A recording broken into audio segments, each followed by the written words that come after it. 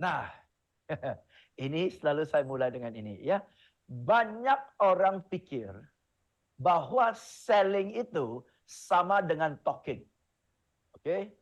But orang-orang sales yang efektif sadar bahwa listening is the most important part of the job.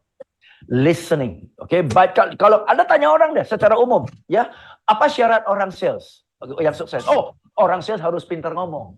Harus lancar ngomongnya, harus meyakinkan. Tapi Anda dan saya tahu, justru sering orang sales yang saking pintar ngomongnya sampai menyebalkan. Betul ya? Saking pintar ngomongnya, dia follow up, pelanggan kabur. Betul ya? Ya bilang saya nggak ada, bilang gua nggak di kantor. Kenapa? Gua kalah berdebat sama dia. Gila nggak ada matinya. Betul ya?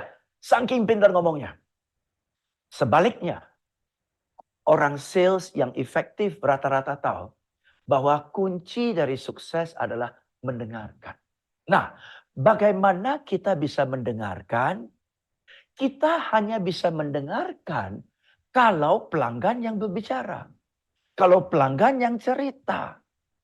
Bagaimana pelanggan bercerita kalau kita tanya kepada dia? Kalau kita tanya, dia cerita. Kalau dia cerita, kita dengar. Dengan kita dengar, kita paham. Dengan kita paham, nanti waktu kita cerita kembali, dia bilang, ini yang saya perlukan. Ini yang saya butuh. Kok you tahu ya? Oke, itu dia. Oke, kok you tahu ya? Karena tadi lu sudah cerita kok. Kemarin udah cerita kok. Betul ya? Oke ya. Sedangkan sebaliknya, semakin banyak yang kita cerita, semakin pelanggan berdiam. Dan semakin dia berdiam, semakin kita tidak tahu. Dan semakin kita tidak tahu, semakin penjelasan kita nanti kurang mengena. Kurang mengena. Sehingga dia bilang, kamu nggak ngerti kebutuhan saya. Kamu nggak ngerti problem saya. Gitu ya. Oke, jadi maka dari itu, orang-orang sales yang mahir dan efektif tahu bahwa kunci untuk selling justru bukan banyak bicara. Kunci untuk selling adalah banyak bertanya dan banyak mendengarkan jawaban dari pertanyaan-pertanyaannya. Oke? Dan nanti kita bahas, selalu orang sales dan termasuk saya dulu ya, selalu sebelum kita kunjungi pelanggan, kita akan mempersiapkan apa yang mau kita sampaikan kepada pelanggan. Apa yang mau kita katakan kepada pelanggan. Apa yang mau kita ceritakan kepada pelanggan. Betul ya? Oke. Dan kalau dia ada penolakan, bagaimana kita menjawabnya. Dan kita sudah tulis kalimat-kalimatnya. Dan kita sudah latih sampai lancar. Apa yang mau dikatakan, apa yang mau disampaikan, apa yang mau diceritakan, dan apa yang mau dijelaskan. Bahkan apa yang mau di-counter. Jarang orang sales mempersiapkan apa yang mau ditanyakan. Sebelum kita kunjungi customer, apakah sudah siapkan 20 pertanyaan yang mau ditanyakan? Ayo, kalau kita nggak pernah siapkan pertanyaan, dari mana dia bercerita? Kalau dia tidak bercerita, bagaimana kita tahu? Kalau kita nggak tahu, di mana jelasin? Sehingga dia bilang, ini yang saya perlu. Betul kan? Yes. Ini yang sering terjadi. Jarang dipersiapkan apa yang ditanyakan. Oke, nanti saya akan bahas. Ya. Oke, jadi step by step lah. Ini secara umum. Kenapa kita harus bertanya? Jelas banget. Karena Anda dan saya bukan paranormal. Oke, jelas sekali. Ya. Kenapa bertanya? Karena kita bukan paranormal. Oke, Lex bisa hilangkan saya peng. Udah saya hilang. Supaya Anda mau foto lebih gampang. Oke, ya. Oke, kenapa kita bertanya? Karena kita bukan paranormal. Oke, next. Ya. Kenapa kita bertanya? Karena ini. Karena ini. Kita cenderung mau mendengarkan dan percaya orang-orang yang kita suka dan orang-orang yang kita respect. Sudah saya ngomong ya ribuan kali. Oke, saya ke flip chart ya untuk gambarkan. Just in case Anda pertama kali mengerti ini. Oke, ini adalah kita. Dan ini adalah calon pelanggan kita. Oke. Ada yang mau kita sampaikan kepada dia. Right? Ini adalah kita pembawa pesan dengan pesannya kita. Apa yang mau kita tawarkan kepada calon pelanggan. Oke? Dan kita mau ujung-ujung dia katakan ya terhadap penawaran kita lah. Oke? Nah, kalimat yang tadi itu bilang, kita cenderung mau mendengarkan dan percaya, dan kalau mendengarkan dan percaya, lebih gampang kita katakan ya, terhadap orang-orang yang kita suka, maupun orang-orang yang kita respect. Oke? Jadi sekarang pertanyaannya sederhana aja, coba menyimak sebentar aja ya, nanti Anda jawab. Ada dua skenario, skenario A dan skenario B. Saya ulang, ini sudah saya ulang beratusan kali, oke ya. Skenario A dan B. A adalah karena pesan kita diterima, maka kitanya diterima. Itu skenario A. Karena pesan kita diterima, maka kitanya diterima. Atau skenario B, karena kitanya diterima, maka pesan kita diterima. Jadi mana yang harus diterima duluan? Pesan atau pembawa pesan? Betul kan? Pesan atau pembawa pesan? Yes, silakan Anda ketik di chat ya, A atau B, mana yang lebih utama? Oke, A atau B, mana yang diterima duluan? Pesan diterima maka pembawa pesan diterima, atau pembawa pesan diterima maka pesan dari dia diterima. Oke, dan jawaban Anda rata-rata adalah B. Sepakat? Terima kasih banyak ya. Jadi poinnya adalah, berarti teman-teman, thank you so much. Kita kan mau menjual pesan. Saya ke sini lagi. Kita kan mau menjual pesan. Tapi sebelum menjual pesan, kita harus menjual diri. Kita harus menjual diri kan.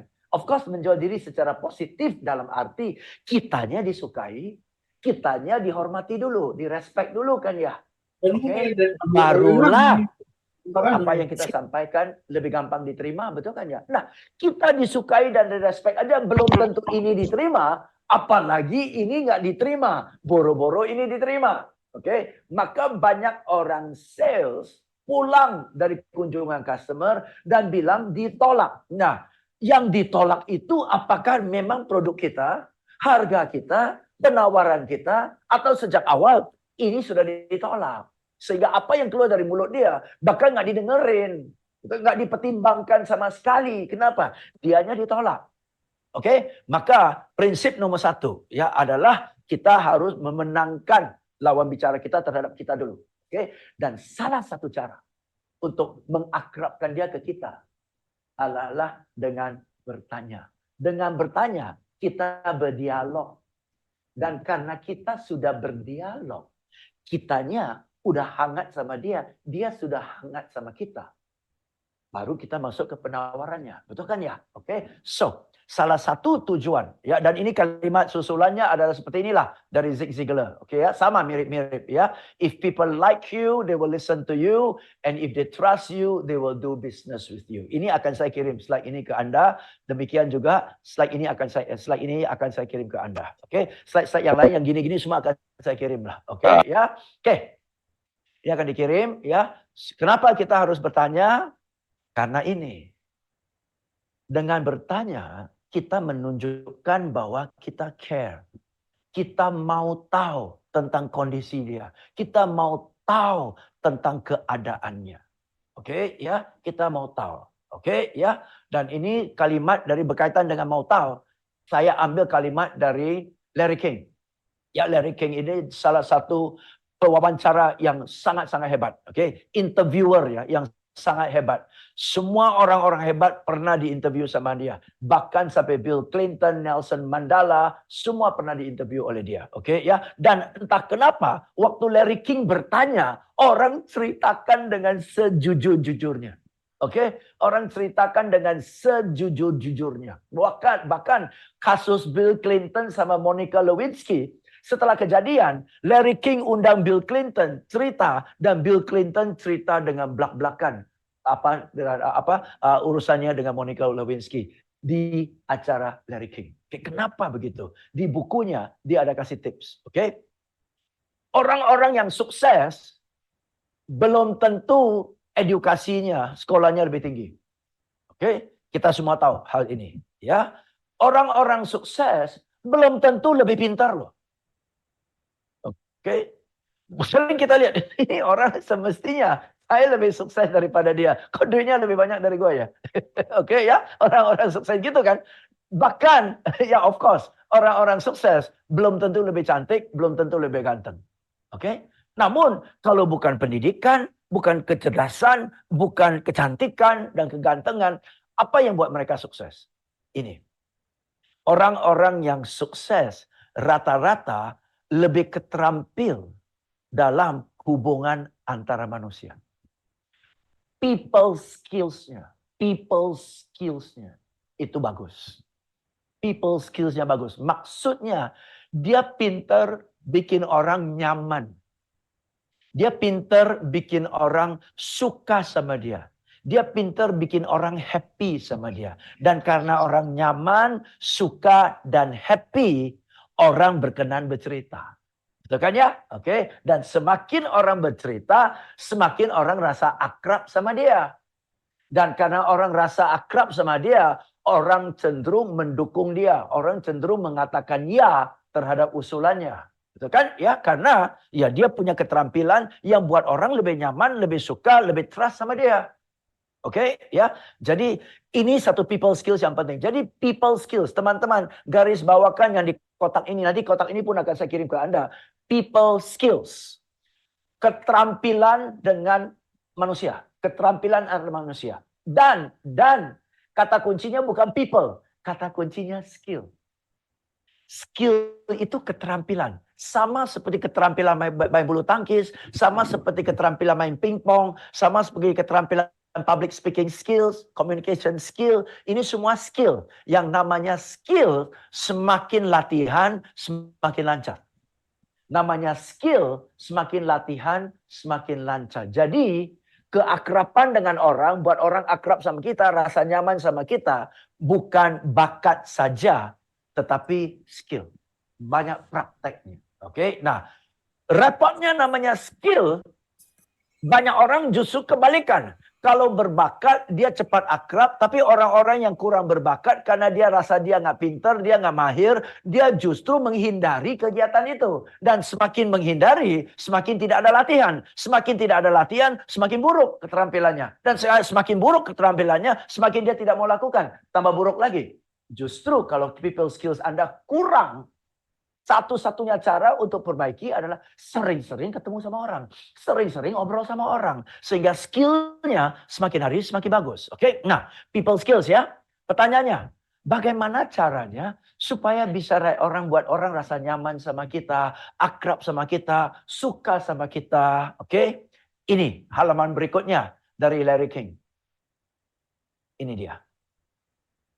Satu-satunya cara saya bisa buat Anda lakukan apa yang saya mau. Okay, the only way I can get you to do anything I want.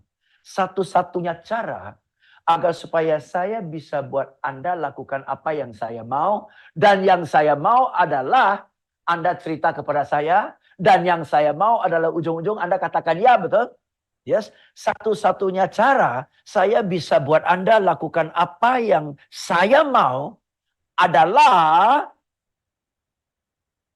memberi kepada Anda apa yang Anda mau.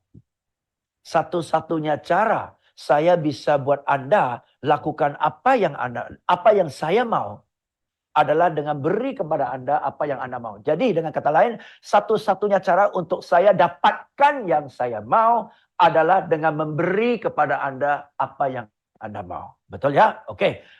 Simak kalimat ini dan silakan ketik di chat mana yang duluan. Dapat duluan atau memberi yang duluan. Dapat yang duluan atau memberi yang duluan. Betul kan? Give dulu kan? Give dulu kan? Give dulu kan? Thank you. Give dulu kan? Yes, yes. Give and take. Ya, maka give and take bukan take and give.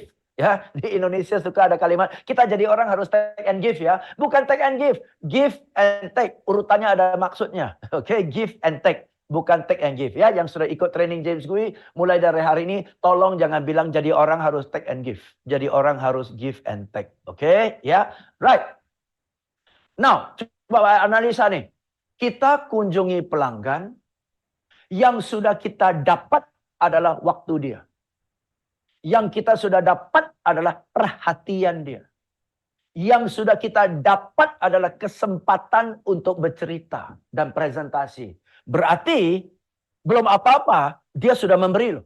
Pelanggan sudah memberi loh.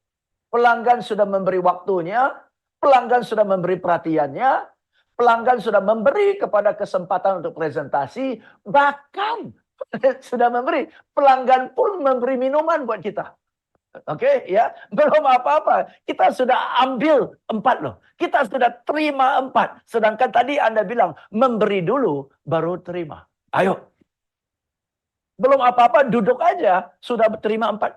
Pelanggan sudah memberi. Apalagi yang harus saya memberi. Belum apa-apa, gue udah kasih 4 kok. Gue udah kasih waktu, gue udah kasih perhatian, gue udah kasih kesempatan untuk lu presentasi, gue udah kasih minuman lagi. Gue udah kasih 4. Mau minta apa lagi? Ayo.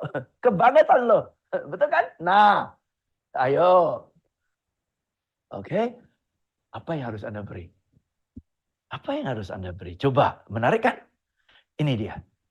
Okay? The only thing the way I can get you to do anything is I give you something, right? And what do you want?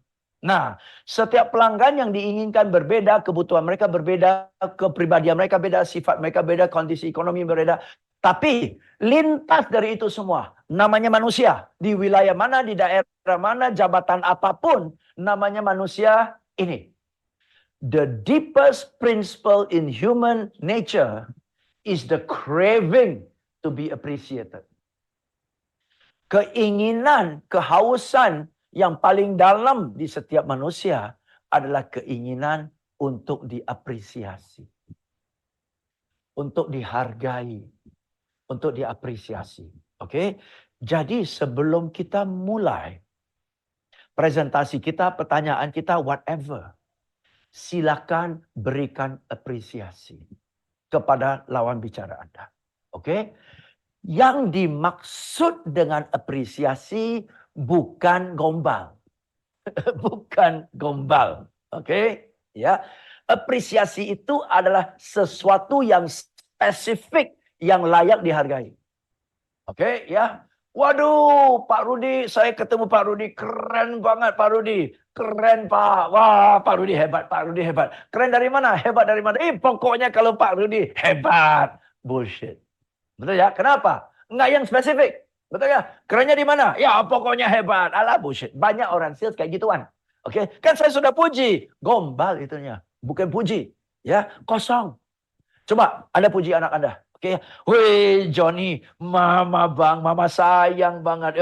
Mama bangga sama Johnny. Atau papa bangga sama Johnny. Bangga ya Pak? Bangga. Kenapa Pak? Pokoknya papa bangga. Anak itu bingung. Oke? Wih, ini anak papa bangga sekali. Kenapa bangga Pak? Karena anak orang lain ya, habis makan piringnya ditinggal di meja. Johnny, habis makan, piring bawa ke dapur sendiri. Keren, di sanalah anak papa beda sama anak orang lain. Papa bangga banget bawa Johnny habis makan, bawa piring ke dapur. Gua jamin besok dia bawa piring ke dapur lagi. Betul kan? Kenapa? Karena pujiannya spesifik. Oke? Anak kecil aja kalau muji tanpa dasar, bingung dia. Apalagi orang dewasa. Betul kan ya? Jadi Pak Rudi hebat Pak. Kenapa? Pak, selamat ya Pak atas penghargaannya kemarin. Saya baca di tabloid, saya baca di majalah, ya saya baca di berita online, ya Pak dapat penghargaan gini, keren loh Pak, keren Pak. Ya Pak, tapi Pak banyak orang bilang Bapak beruntung dan sebagainya. Jujur Pak, saya bilang Bapak layak menang penghargaan itu. Karena saya tahu perjuangan Bapak, sepak terjang Bapak bertahun-tahun. Bukan hanya itu Pak. Ini adalah kumulasi dari 5 tahun sampai 8 tahun terakhir. Bapak pasang surut, udah dirugiin, udah dihianati. Tetap Bapak bangkit Pak. Bapak akhirnya layak terima penghargaan itu. Oh, itu tahu ya? Iya Pak, hebat.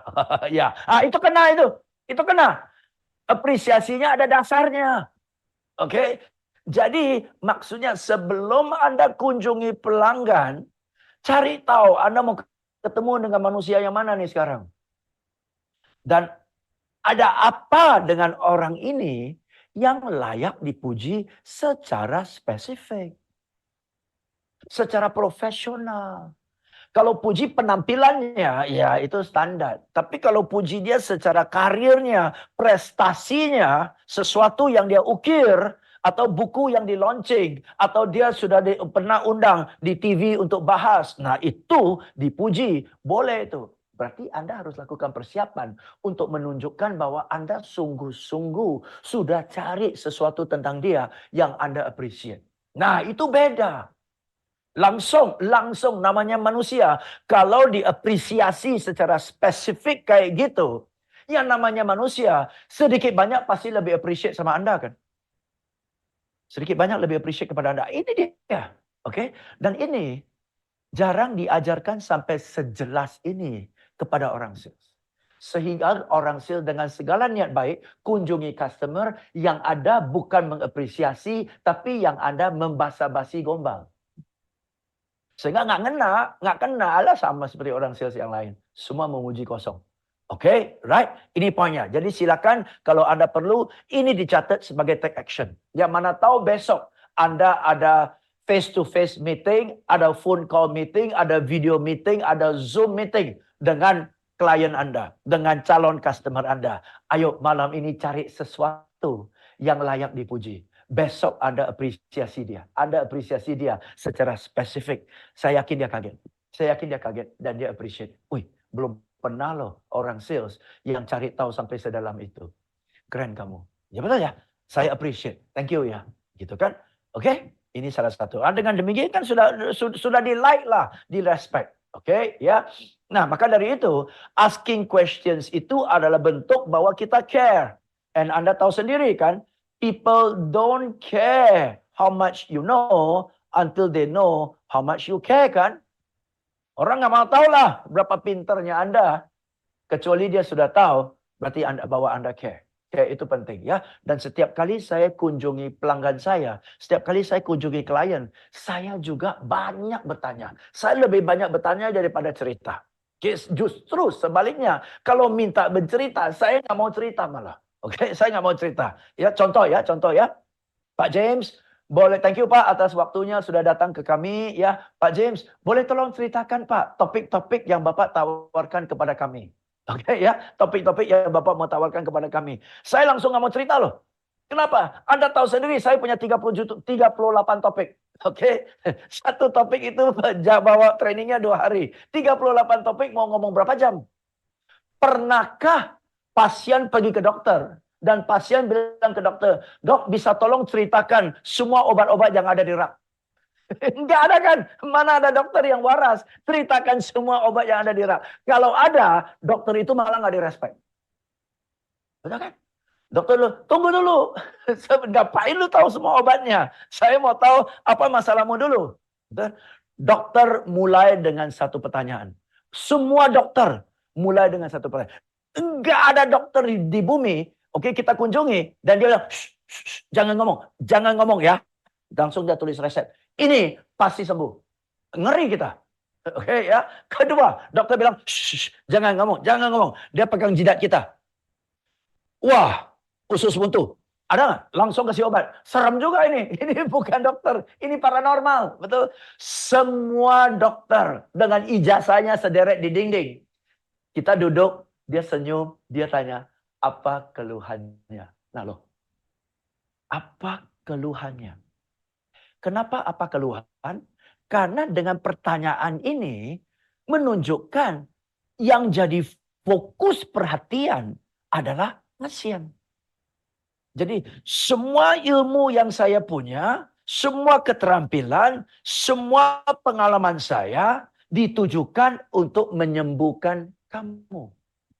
Kamu sorotan, bukan keterampilan saya, bukan track record saya, bukan obat-obatan, bukan peralatan teknologi canggih, bukan. Tapi kamu, buktinya pertanyaan pertama adalah apa keluhannya? Belum pernah dokter tanya, sudah sikat gigi? Belum. Belum pernah dokter tanya, sudah makan siang? Enggak. Enggak penting. Yang penting apa keluhannya. Betul kan? Semua dokter seluruh dunia duduk aja, kenal nggak kenal, teman lama kan teman baru. Apa keluhannya? Atau yes, gimana? Apa keluhannya? Tuh kan? Apa keluhannya? First question. Apa keluhannya? That means straight away everything is not important. I want to listen to you. Tell me what's your problem. Right? And then pasien mulai cerita kan? Mulai itu. Banyak orang sales malah, Pak Eko, terima kasih atas waktu dan kesempatan yang diberikan. Saya tahu waktu Bapak singkat sekali, maka saya to the point, Pak. Pak, kami dari perusahaan gini. Ya, kami sudah bergerak di bidang ini, gini. Kami punya cabang di lalalala. Dan hari ini saya datang untuk menawarkan produk ini kepada para lalala. Produk ini lalalala. Kelebihan dari produk ini, gini. Dan khusus untuk hari ini ada promo. Bagaimana menurut Bapak? Terima kasih atas presentasinya. Kayaknya kami nggak perlu. Betul kan? Banyak cerita, lancar nggak? Lancar. Benar nggak? Salah sih. Salah. Dokter nggak pernah cerita. Saya lulusan dari Jerman, 5 tahun saya kuliah kedokteran ini, terus saya 2 tahun ambil ahli bedah, ke-4 tahun dapat ahli jantung, terus lihat tuh sertifikatnya sedinding, sederet, nggak pernah dia cerita. Apapun prestasinya, entah dulu. Apa keluhannya? Start with one question. You are the focus. Oke, orang tanya, Pak James bisa tolong ceritakan training-training? Bisa Bu, cuma lama dan tidak dibutuhkan. Tidak dibutuhkan. Bu, kira-kira menurut Ibu, kenapa Ibu perlu training ini Bu? Kenapa perlu training ini? Atau kenapa Ibu rasa bahwa training dari saya mungkin bisa bermanfaat buat tim Ibu? Kira-kira dari sisi mana? Oke, atau Bu, ada klien mau training karena kondisi timnya masih bagus dan di boosting untuk mempertahankan prestasi yang bagus. Atau kedua adalah sudah mulai kendor dan untuk cegah kendor lebih banyak cepat-cepat di boosting supaya putar balik. Atau ketiga sudah darurat, sudah UGD perlu diselamatkan. Nah, kondisi tim Ibu yang di mana dulu? Tanya lagi kan? Kondisi timnya gimana nih? Sudah UGD atau sudah mulai turun tapi mau putar balik? Atau memang sudah bagus dan di boosting supaya nggak turun? Maunya yang di mana nih? Karena obatnya lain nih. 3 kondisi perlu 3 obat. Oh iya ya Pak ya. Nah saya ada tiga kategori orang sales Pak. Ada yang masih bagus dipertahankan. 2 sudah turun sedikit mau diputar balik. 3 ada yang UGD. Oh bagus. Perlu 3 training untuk yang berbeda-beda. Yeay 1 training jadi 3. Oke, kenapa? Gua tanya. Betul kan? Ayo, dari mana kita tahu? Kalau enggak, training ini nih. Bukan ini yang kita perlu. Bukan ini yang kita maksud. Aduh, dia nggak ngerti ya masalah kita ya. Kenapa? Lu sok sih terlalu cepat ngomong sih. Sok paranormal. Sok paranormal, oke? Ask question. The focus will be on the customer. Oke, next. Dengan kita bertanya, tingkat kelibatan kita dengan customer meningkat tajam. Karena berdialog, bukan bermonolog. Berdialog. Namanya berdialog. Kita tarik dia lebih dekat. Kita tanya, dia jawab. Dia jawab, kita tanya lagi. Kita tanya lagi, dia tanya kita. Kita tanya, jawab, tanya, jawab. Lebih dekat, lebih dekat, lebih dekat, lebih dekat. Karena ada TikToknya. Oke? Tapi kalau kita bicara, semakin dia duduk, semakin nyender nanti dia. Semakin nyender. Lama main HP. Kenapa? Monolog. Oke ya. So, selalu lebih aman pakai dialog. Oke? Dan dengan dialog, saya tahu berikutnya apa yang harus saya bicarakan. Sehingga kalau saya bicara ini pasti nyambung. Pasti nyambung. Karena saya dapat sambungannya dari yang barusan dia ngomong. Betul kan ya? Tapi kalau saya presentasi, saya raba-raba loh. Saya lemparkan 10 poin, moga-moga 1 ini kena. Gitu kan ya? Tapi dengan saya dialog, saya tahu, oh ini dari sini saya lanjut ke sini, dari sana saya lanjut ke sana. Berarti percakapan saya diarahkan oleh apa yang dibutuhkan oleh pelanggan. Pasti interesting. Karena itu yang dibutuhkan. Oke, saya berarti dengan saya berdialog, saya tahu apa yang tidak perlu dibicarakan. Karena bukan itu yang dia cari. Oke, jadi questions itu very important. Dan teman-teman, dengan bertanya, saya jadi jauh lebih tenang. Saya jadi jauh lebih tenang. Karena saya mengunjungi dengan tidak tahu kondisi dia. Betul kan? Tidak terlalu banyak tahu problemnya, seluk-beluknya. Saya tidak tahu. Dan kalau saya tidak tahu dan saya bicara, banyak salahnya. Jadi dengan saya bertanya dan dia cerita, saya santai. Saya santai. Karena dia yang bercerita. Oke? Baru berapa minggu lalu saya dan Coach Haryanto kita sering ya kunjungi ke klien-klien ya, dan ketemu dengan presidirnya juga, kita ngobrol-ngobrol. Dalam 15 menit presidir curhat. Oke, kalau sudah klien curhat, udah deh bungkus dah itu. Oke ya. Ya kan? Gimana? Saya tanya, saya banyak tanyanya. Saya banyak tanya. Oke. Menarik ya? Oke, jadi kalau mau santai, kalau mau suasana nggak tegang, banyak bertanya dah. Banyak bertanya. Jamin, relaxes the tension. Oke, tapi kalau kita banyak bicara dan responsnya malah menjauh, itu buat kita berkecil hati loh. Gila, yang saya sampaikan kayaknya nggak kena deh, mati deh. Gua nggak kena nih, gua harus ngomong apa lagi ya? Nah, kita blank. Gua harus ngomong apa lagi ya? Karena kita nggak tahu apa yang bermasalah. Maka muncul, gua harus ngomong apa lagi? Oke, blank kita. Oke ya.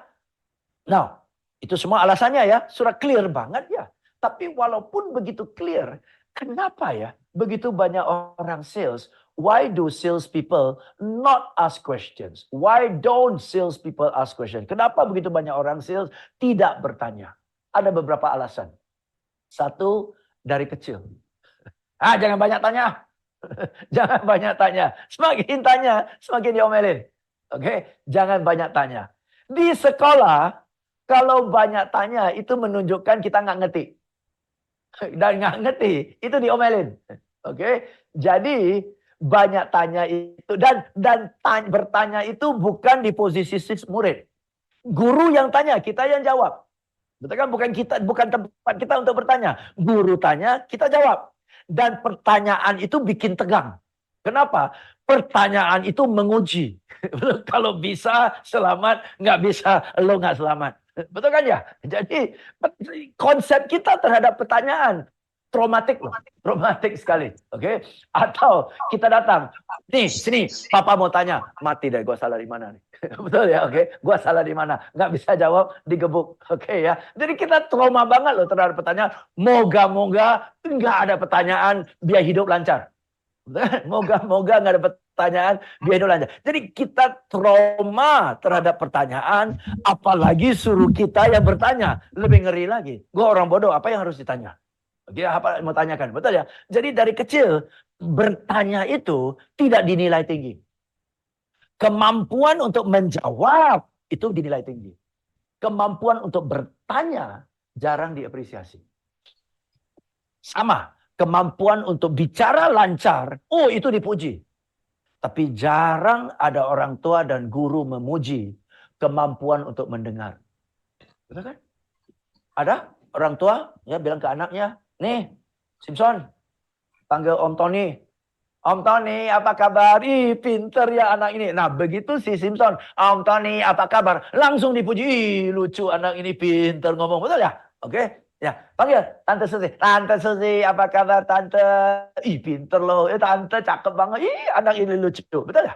Oke, pinter ngomong. Nih, panggil Om Tony. Enggak. Panggil Om Tony, sayang. Enggak. Ini panggil nih Om Tony. Udah, nggak apa-apa, nggak apa-apa. Nah, Om Tony pulang, anak ini dijawab kuping. Bego ya, malu-maluin papa ya. Panggil aja susah amat sih. Betul kan? Ada nggak orang tua? Panggil Om Tony. Panggil Om Tony. Enggak. Panggil sayang. Enggak. Tapi nggak apa-apa ya. Ton, dia ini nggak pinter panggil. Tapi dengernya hebat loh anak. Dengernya hebat loh. Kita ngomong, dia dengar dengan baik. Dia bisa ulangi loh. Anak ini nggak pinter ngomong nggak apa-apa. Pinter dengar loh. Ada nggak orang tua kayak gitu? Nggak ada. Nggak ada.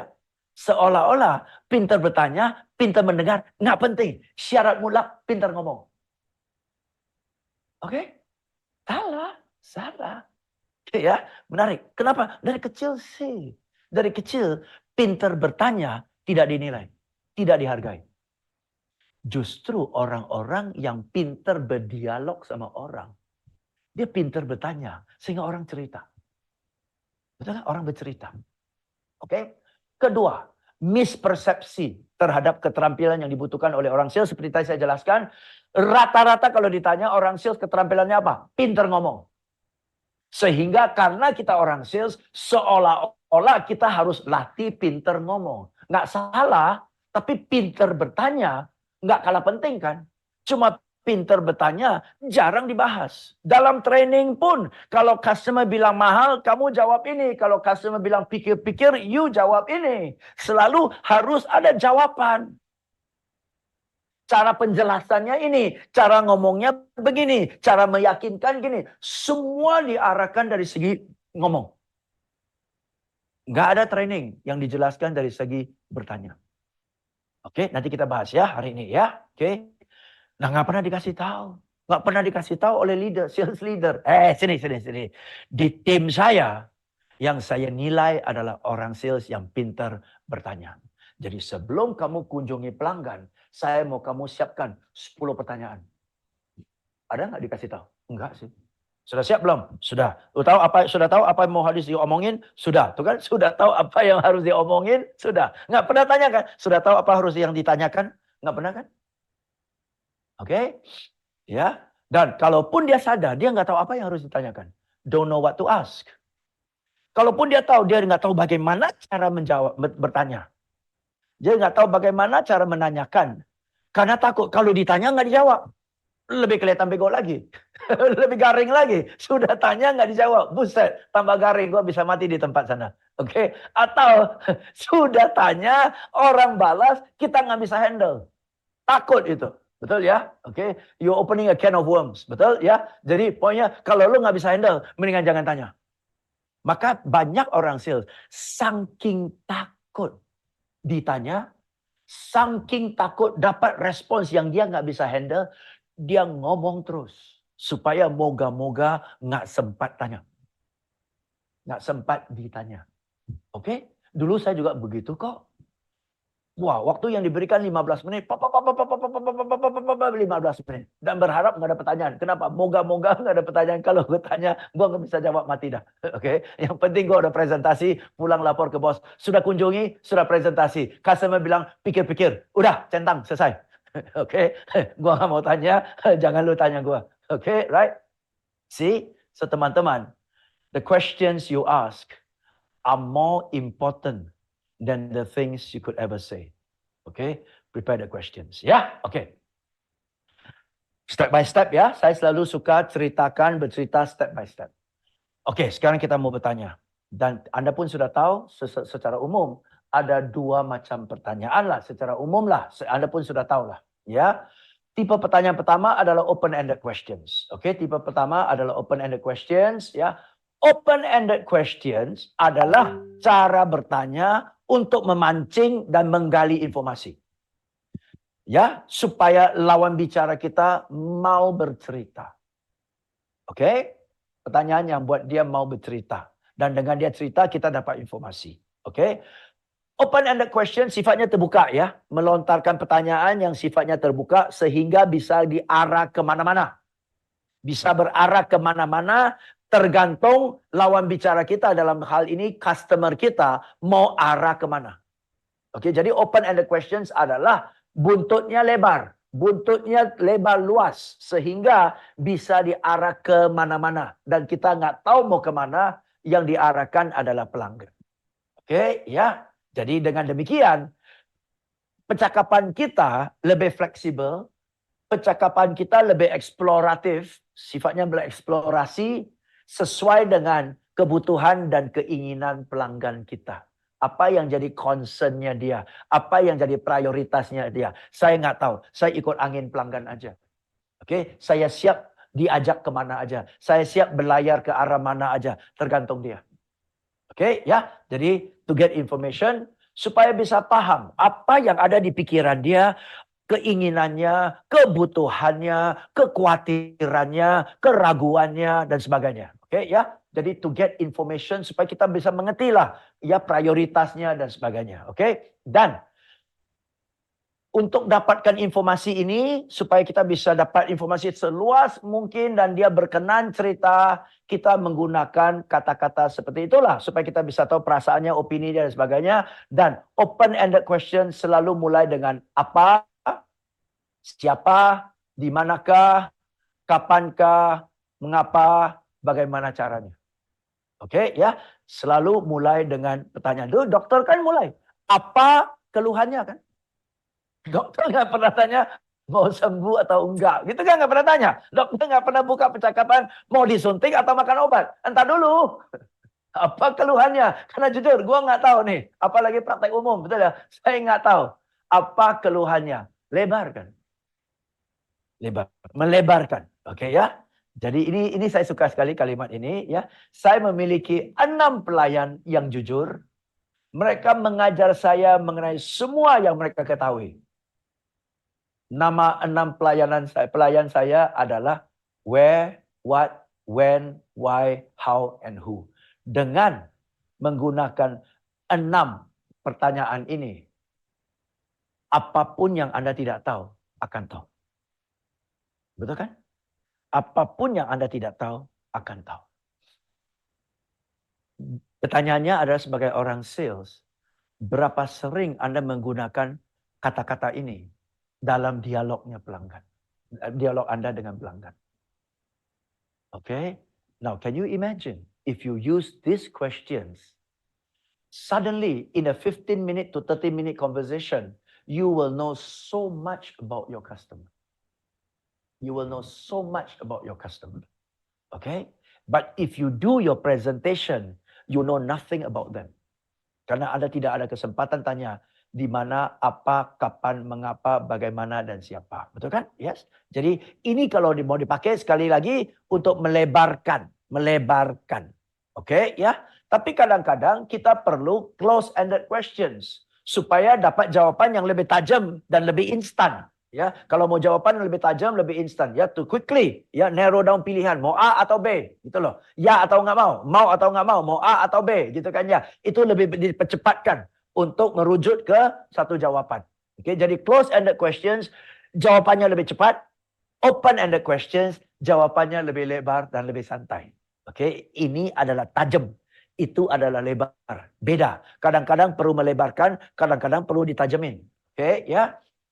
Dan close-ended questions biasanya jawabannya adalah ya, tidak, mau, enggak mau, boleh, tidak boleh. Gitu loh. Oke, suka, enggak suka, dan sebagainya. Ya atau tidak lah. Oke, ya. Nah, do you, can you, will you, may I, dan sebagainya. Ini pertanyaan-pertanyaan yang biasa mengakhiri dengan ya atau tidak. Boleh, enggak boleh. Mau, enggak mau. Suka, enggak suka, dan sebagainya. Oke, ya. Ya. Maka dari itu harus dipakai hati-hati. Karena kalau dipakai terlalu dini, kalau dipakai terlalu gampang, customer bilang tidak terlalu dini, habis sudah. Oke, ya, customer bilang enggak mau, habis sudah. Jadi jangan terlalu gampang bertanya, oke Pak, boleh saya lanjut? Kalau dia bilang, waduh, waktu saya mepet, lain kali aja, mati lalu. Kenapa? Lalu tanya sih, boleh saya lanjut? Enggak boleh. Lalu gimana? Siapa suruh Anda tanya kan? Oke, jangan tanya kalau Anda tidak mau jawaban tidak. Jangan tanya yang ginian. Oke, right? Hati-hati. Nanti kita bahas. Yang penting ada 2 jenis pertanyaan and you know the right questions to use. Oke, saya sangat suka pertanyaan-pertanyaan yang open-ended. Oke, karena customer banyak cerita, dari sana saya tahu, oh ini. Oke, beres. Saya tahu masuk dari mana sekarang. Oke ya. Dan karena saya tahu tidak masuk dari mana, selalu apa yang saya sampaikan ke dia berikutnya pasti mengena. Ini yang saya mau, ini yang saya perlu. Betul Pak James. Iya benar, Pak James sudah mengerti. Pak James sudah tahu kebutuhan saya. Pak James sudah paham keinginan saya. Happy dia. Oke ya. Karena kita hanya mengulangi apa yang telah dia ceritakan. Santai banget. Oke? Right. Oke. Kapan bertanya? Dari awal sampai akhir bertanya. Oke, dari awal sampai akhir bertanya. Nah, maksudnya apa? Tuh kan ada sales prosesnya. Sales prosesnya pertama adalah untuk dapat bank nama. Leads, bank nama. Untuk dapat bank nama perlu tanya. Dari bank nama itu buat telepon untuk buat janji pertemuan. Itu perlu nanya. Perlu ada pertanyaan. Ketemu face to face, menjalin keakraban. Perlu ada pertanyaan. Dari menjalin keakraban ini, rapport bahasa Prancis, rapport menjalin keakraban. Dari kalau sudah akrab, masuk ke fact finding. Fact finding itu amat sangat perlu pertanyaan. Oke, this is the part, rapport and fact finding. that actually I spend 80% of the time here. 80% of the time, 70 to 80% of the time I will spend asking questions. Sama seperti dokter kok. Okay? Sebelumnya tes darah. Sebelumnya tes kencing. Sebelumnya treadmill.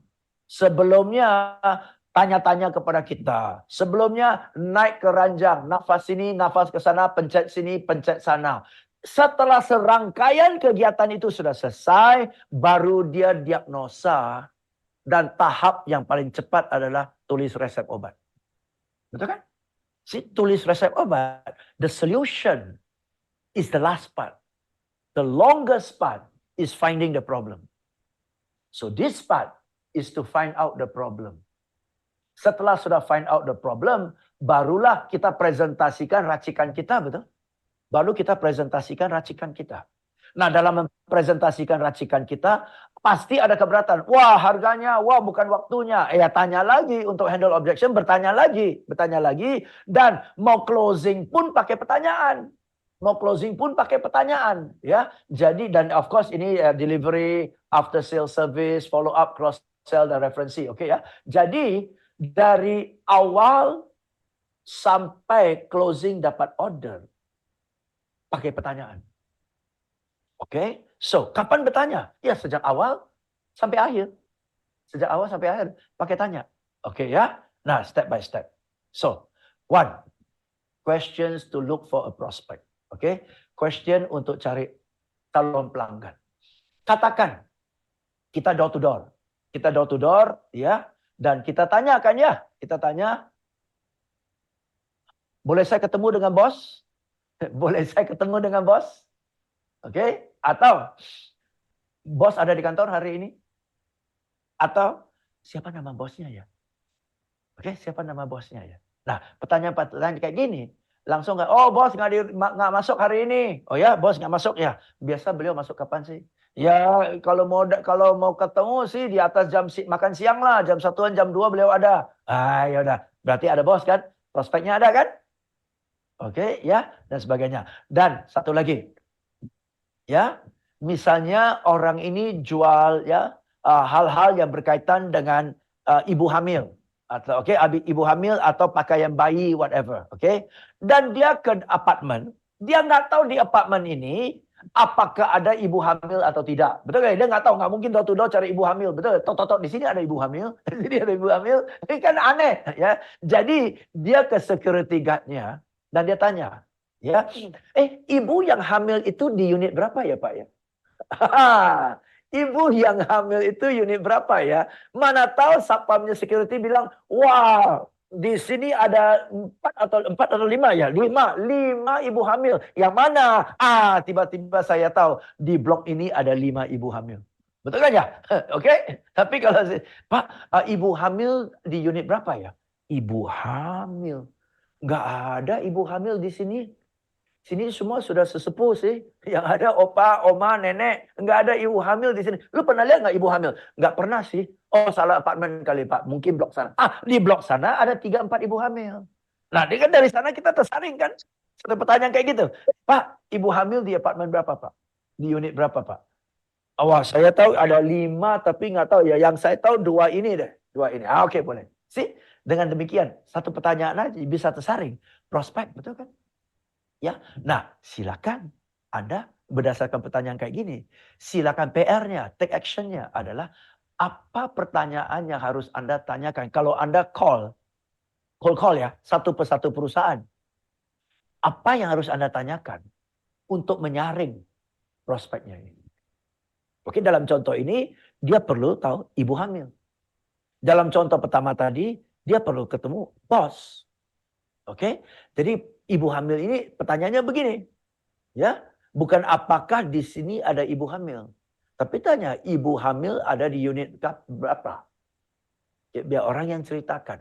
Oke, pertanyaan-pertanyaan sekitar seperti ini adalah untuk menyaring apakah ada prospek Anda, dan kebetulan syarat prospeknya adalah ibu hamil.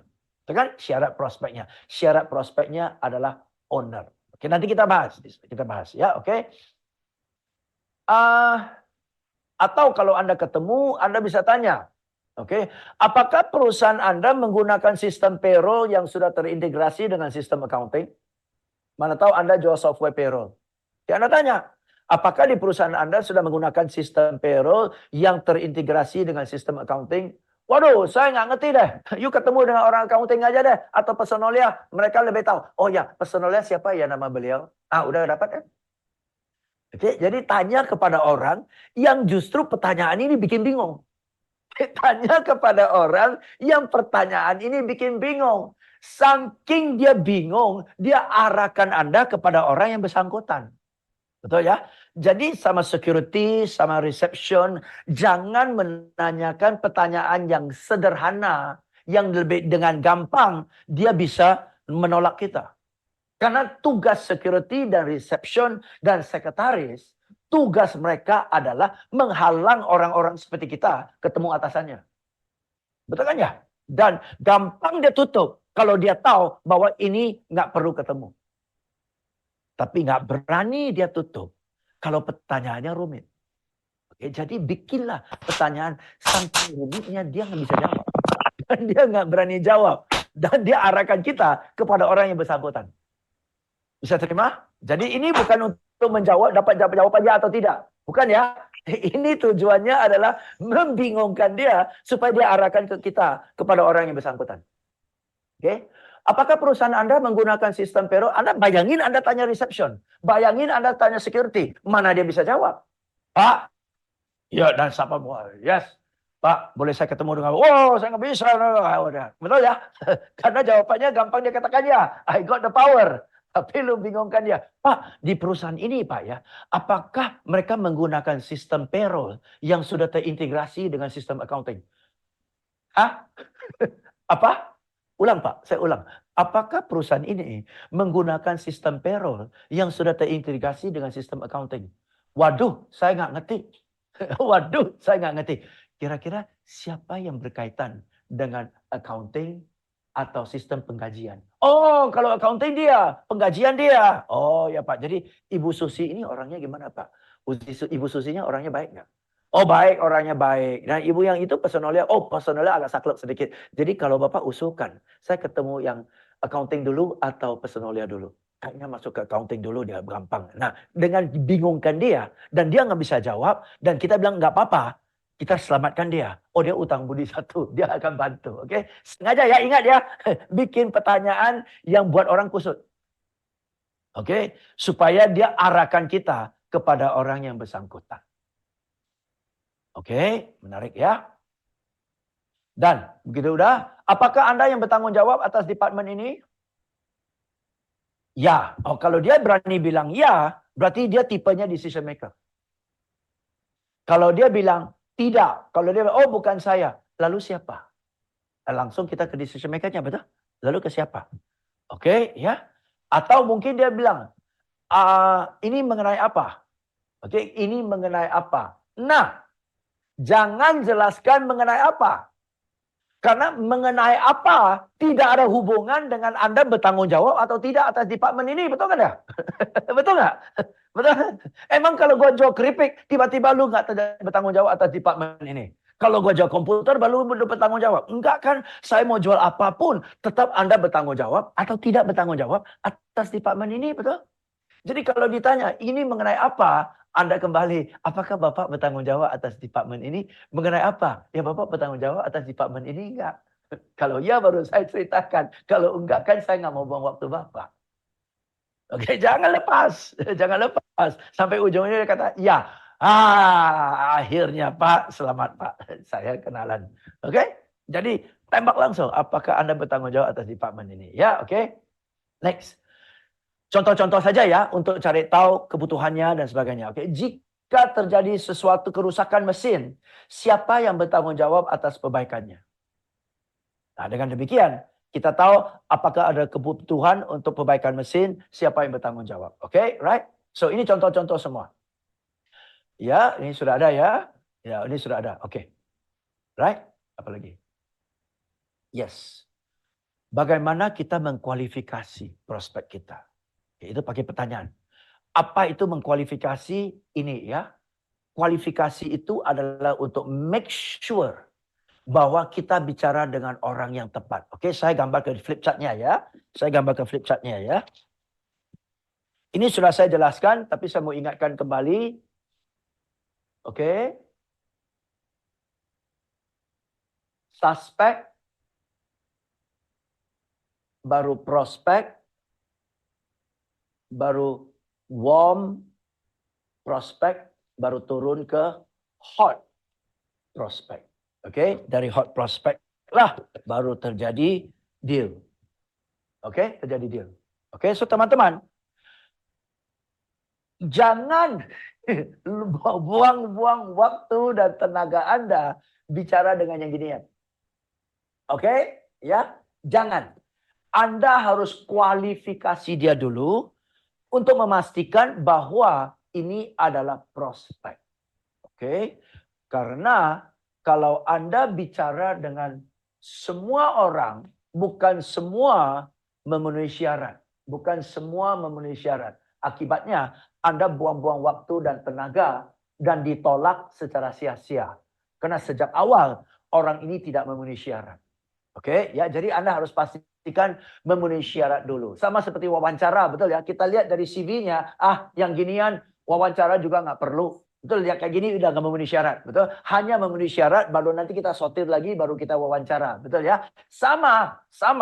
Bukan semua perusahaan, bukan semua orang layak di prospek. Oke, jadi Anda kualifikasi prospeknya dulu. Dari prospek ini baru nanti kita jelaskan, kita follow up, kita mulai presentasi dan sebagainya. Dari sana menjadi warm prospek, relatif hangat. Karena TikToknya bisa kita follow up, dia masih berkenan untuk respon. Betul ya? Hangat. Oke, dari hangat itu sebagian jadi hot prospek. Panas ini depan mata, udah tinggal senggol dia beli ini. Oke ya, baru ini jadi customer. Maka dari itu, sebagai orang sales, pada kenyataan akan ada banyak penolakan. Secara alamiah akan ada banyak penolakan. Dan buat kita lebih hemat sakit hati, perih hati di PHP adalah jika kita jangan menawarkan kepada suspek, melainkan mulai menawarkan mulai dari prospek. Oke, jadi kita harus mengkualifikasikan bahwa apakah ini prospek, ya. Dan itulah, dan salah satu teknik adalah dengan menggunakan pertanyaan. Oke? Siapa itu prospek? Prospek adalah orang-orang atau perusahaan-perusahaan yang butuh produk atau jasa yang kita tawarkan. Produk atau jasa yang kita tawarkan. Nah, butuh ini ada dua sisi ya. Butuh ini dua sisi. Satu, dia butuh dan dia sadar. Kedua, dia butuh namun dia belum sadar. Dia butuh namun dia belum sadar. Dengan kata lain, butuh dan belum sadar itu adalah bom waktu. Bom waktu. Oke? Ya, jadi kalau tidak disadarkan, cepat lambat menghitung waktu akan terjadi masalah. Oke? Padahal dia butuh. Kalau dia lakukan itu, masalah itu bisa dicegahkan, bisa dicegah. Tapi karena dia tidak lakukan, ya, dia nggak sadar, maka dia ada bom waktu. Oke ya? Jadi prospek itu adalah orang-orang atau perusahaan yang membutuhkan produk Anda, sadar maupun tidak sadar. Oke? Kedua, butuh dan orang itu punya kemampuan untuk buat keputusan. Maka kita mau bicara dengan decision maker, ya. Dan ketiga adalah punya daya beli, punya daya beli. Oke? Hanya jika dia punya 3 syarat ini, barulah dianggap sebagai prospek. Kalau butuh tapi nggak punya kemampuan bayar, udah lewat. Betul ya? Butuh banget, tapi nggak ada duit. Emang lu mau donasi? Betul kan ya? Nggak bisa kan? Udah lewat. Butuh, pengen. Tetapi decision maker lagi keluar negeri. Ya udah tunggu aja. Betul kan ya? Ya, butuh, pengen, dan kita bicara kepada orang yang kurang tepat, ya hanyut, seperti ngomong ke angin, hilang, itu kan? Ya, jadi kita hanya berhadapan presentasi dengan serius kepada perusahaan-perusahaan dan orang-orang yang butuh, sadar maupun tidak sadar, bisa buat keputusan, punya daya beli. Dan kadang-kadang bisa buat keputusan itu bukan satu orang, tapi 2-3 orang sama-sama diskusi baru muncul satu keputusan. Betul ya? Oke. Jadi decision maker itu kalau B2C bisa si penggunanya atau bisa si pengguna dan istrinya diskusi. Tapi kalau di perusahaan bisa jadi si usernya, katakan si pabriknya, si technical advisor-nya, dan juga bagian accounting atau finance-nya. Betul kan ya? Oke, jadi bisa 2-3 pihak. Oke, dan semakin banyak pihak semakin ribet lah. Oke ya. Now, step by step ya. Teman-teman, selling is problem solving. Ini pendekatan saya yang selalu saya mau bahas. Karena problem solving inilah maka perlu pertanyaan. Oke. Selling is problem solving. Silakan catat ya, step by step ya. Mungkin sebagian dari Anda sudah tahu. I'm sorry. Oke. Selling is problem solving. Berarti kita hanya bisa menjual sesuatu jika yang kita jual itu bisa bantu customer kita untuk menyelesaikan problemnya, betul? Ulang ya. Selling is problem solving. Therefore, you can only sell something jika what you sell solves the customer's problem. Betul kan? Baru dia mau beli. Selling is problem solving. Maka kita hanya bisa sell, orang hanya mau beli jika apa yang kita tawarkan kalau tidak bisa selesaikan problemnya, minimal mengurangi problemnya. Atau skenario ketiga, selling is problem solving. Maka dia hanya mau beli dari kita jika apa yang kita tawarkan kepada dia dapat cegahkan problemnya. Mencegah problem. Betul ya? Oke? Menyelesaikan bom waktu. Jadi 3 ya. 1, yang kita tawarkan harus selesaikan problemnya, harus mengurangi problemnya, atau harus cegah problemnya. 3. Kalau tidak mengurangi, tidak menyelesaikan, tidak cegah. Siapa yang perlu apa yang kita tawarkan? Nggak ada. See, selling is problem solving. So, semakin besar kebutuhannya, semakin besar problemnya, semakin besar kebutuhan solusi. Betul ya? Semakin besar problemnya, semakin besar dia butuh solusi. Betul? Semakin kecil problemnya, semakin tidak butuh solusi. Kalau tidak ada problem, siapa mau makan obat? Okay? So, selling is problem solving. And you can only sell something if what you sell solves, reduces, or prevents your customer's problem. So, one more time. Jika selling is problem solving, the salesperson is the problem solver. Jika selling is problem solving, the salesperson is the problem solver. Betul nggak? Oke, berarti postur kita waktu kita mengunjungi pelanggan adalah dia punya problem dan kita punya solusi. Dia punya problem dan kita punya solusi. Atau dia punya potential problem dan kita punya solusi. Oke, kehadiran kita bukan cekokin solusi ke dia, bukan. Kehadiran kita adalah cari tahu, diskusi, sadarkan dia sehingga dia sadar bahwa solusi ini, apa yang kita tawarkan merupakan solusi yang tepat untuk problemnya. Jadi yang dicari adalah ketepatan, keharmonisan antara problemnya dan solusi kita.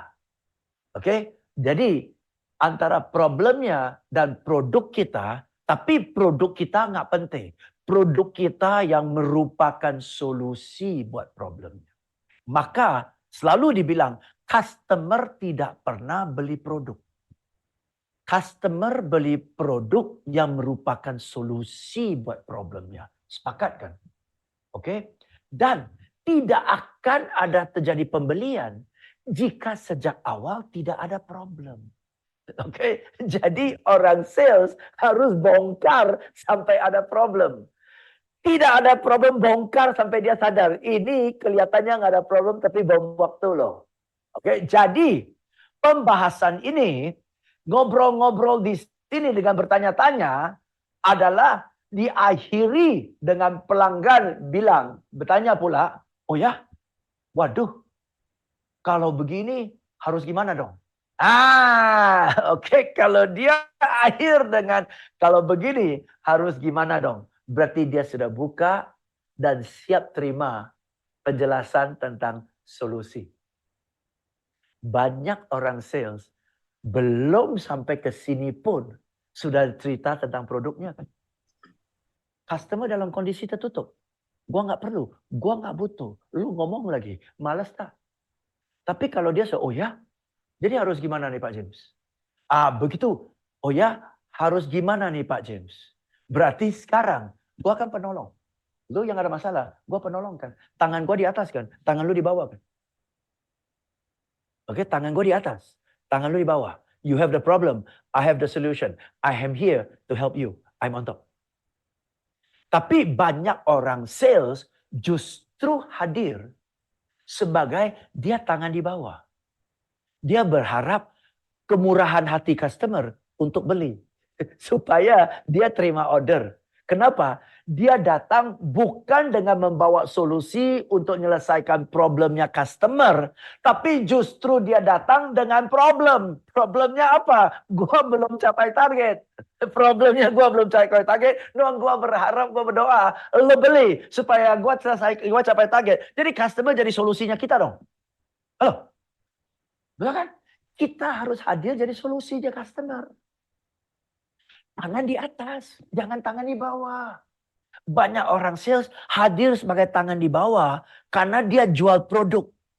Dia jual produk. Saya nggak pernah mau jual produk. Saya mau jual solusi. Dan saya hanya bisa jual solusi kalau Anda ada problem. Jadi sekarang tugas saya cari tahu problem Anda dulu. Oke, dan semakin dia sadar dia ada problem, semakin dia bilang, waduh Pak James, kalau gitu gimana? Waduh, kalau gitu baiknya gimana ya? Jadi tujuan dari ngobrol-ngobrol adalah mengakhiri dengan kalimat-kalimat kayak gitu. Waduh, kalau gitu gimana ya? Baiknya gimana ya? Jadi apa usulan kamu? Jadi harusnya saya gimana? Begitu dia gimana? Barulah masuk solusi kan? Nah, maka dari itu Pak, saya hadir karena di perusahaan kami lalalalalala. Oke? Ya, next. Orang hanya akan tertarik berdasarkan dua kan. Satu, kalau dia beli, dia rasa happy, dia rasa tenang, positif lah, perasaan-perasaan positif lah. Atau kedua adalah mencegah perasaan negatif ini. Betul kan? Ujung-ujung ini kan? Ujung-ujung ini. Dan agar supaya bisa to feel good, berarti at this moment they are not feeling so good. Betul ya? I am worried, I am stressed, I have a problem, I am not feeling so good. Maka dengan membeli produk Anda akan bantu saya untuk feel good. Betul kan? Rasa tenang, rasa terpenuhi, problemnya hilang, capai target, dan sebagainya. Oke, feel good. Jadi, trainingnya James Gui adalah untuk memungkinkan orang sales lebih berprestasi, lebih confident, lebih engagement, ujung-ujung penjualan lebih meningkat supaya sales leadernya feel good bahwa penjualannya meningkat. See, my training is just to make the sales leader feel good so that then the company will feel good. Right? I am not important. I am just a tool. Saya hanya alat saja. Saya hanya satu instrumen supaya ujung-ujung Anda feel good. Gua nggak penting. Lo yang penting. Yang penting you sembuh. Yang penting penjualan meningkat. Happy kan? Itu aja. Dan kalau nggak pakai saya, trainingnya turun terus, lo bakalan dicekek. Nah ayo. Maka dari itu, dengan pakai saya, lo nggak dicekek. Terserah sih ujung-ujung lo kok. Yang feel good lo, yang dicekek lo, bukan urusan gua. Ayo. Oke? Yang dapat manfaat kamu. Yang kena durinya kamu. Bukan saya. Terima saya syukur. Nggak terima saya training perusahaan lain. Nggak ada masalah. Betul kan? Pakai saya, lo yang untung. Nggak pakai saya, lo menderita. Perusahaan yang untung. Perusahaan lain yang untung. Buat saya, mau perusahaan A, perusahaan B. Nggak bedanya. Honornya sama kok. Ayo. Jadi siapa perlu siapa. Oke? Saya hadir sebagai solusi. Jangan pikir saya perlu order kamu. Ya, saya pikir order kamu, tapi itu bukan tujuan saya. Ayo, posisi Anda kuat ya. Oke? Itu saya mau orang sales dapat postur yang benar. Sehingga Anda pergi ketemu customer, tangan Anda jangan di bawah. Ngemis. Nasib kita di tangan orang lain. Enggak, kita yang tentukan. Kita yang tentukan. Oke? Tapi Pak James, kita dibayar loh. Kita dibayar. Masa kita di atas? Kita dibayar kan? Masa kita lebih menguasai dia? Saya mau tanya. Kita ke dokter. Yang bayar siapa? Kita. Galakan siapa? Dokter. Betul? Kita yang bayar, galakan dia. Ayo, kenapa? Jangan dibuang. Dia bawa solusi. Dia mau sembuh. Ayo, dia bawa penyembuhan. Dia bawa solusi. Kita yang bayar. Kita tetap turutin dia. Galakan dia. Ayo. Oke, ya. So, ujung-ujung orang beli untuk 4P. Oke, P pertama profit. P kedua adalah pleasure. P ketiga adalah pride. P4 adalah peace of mind.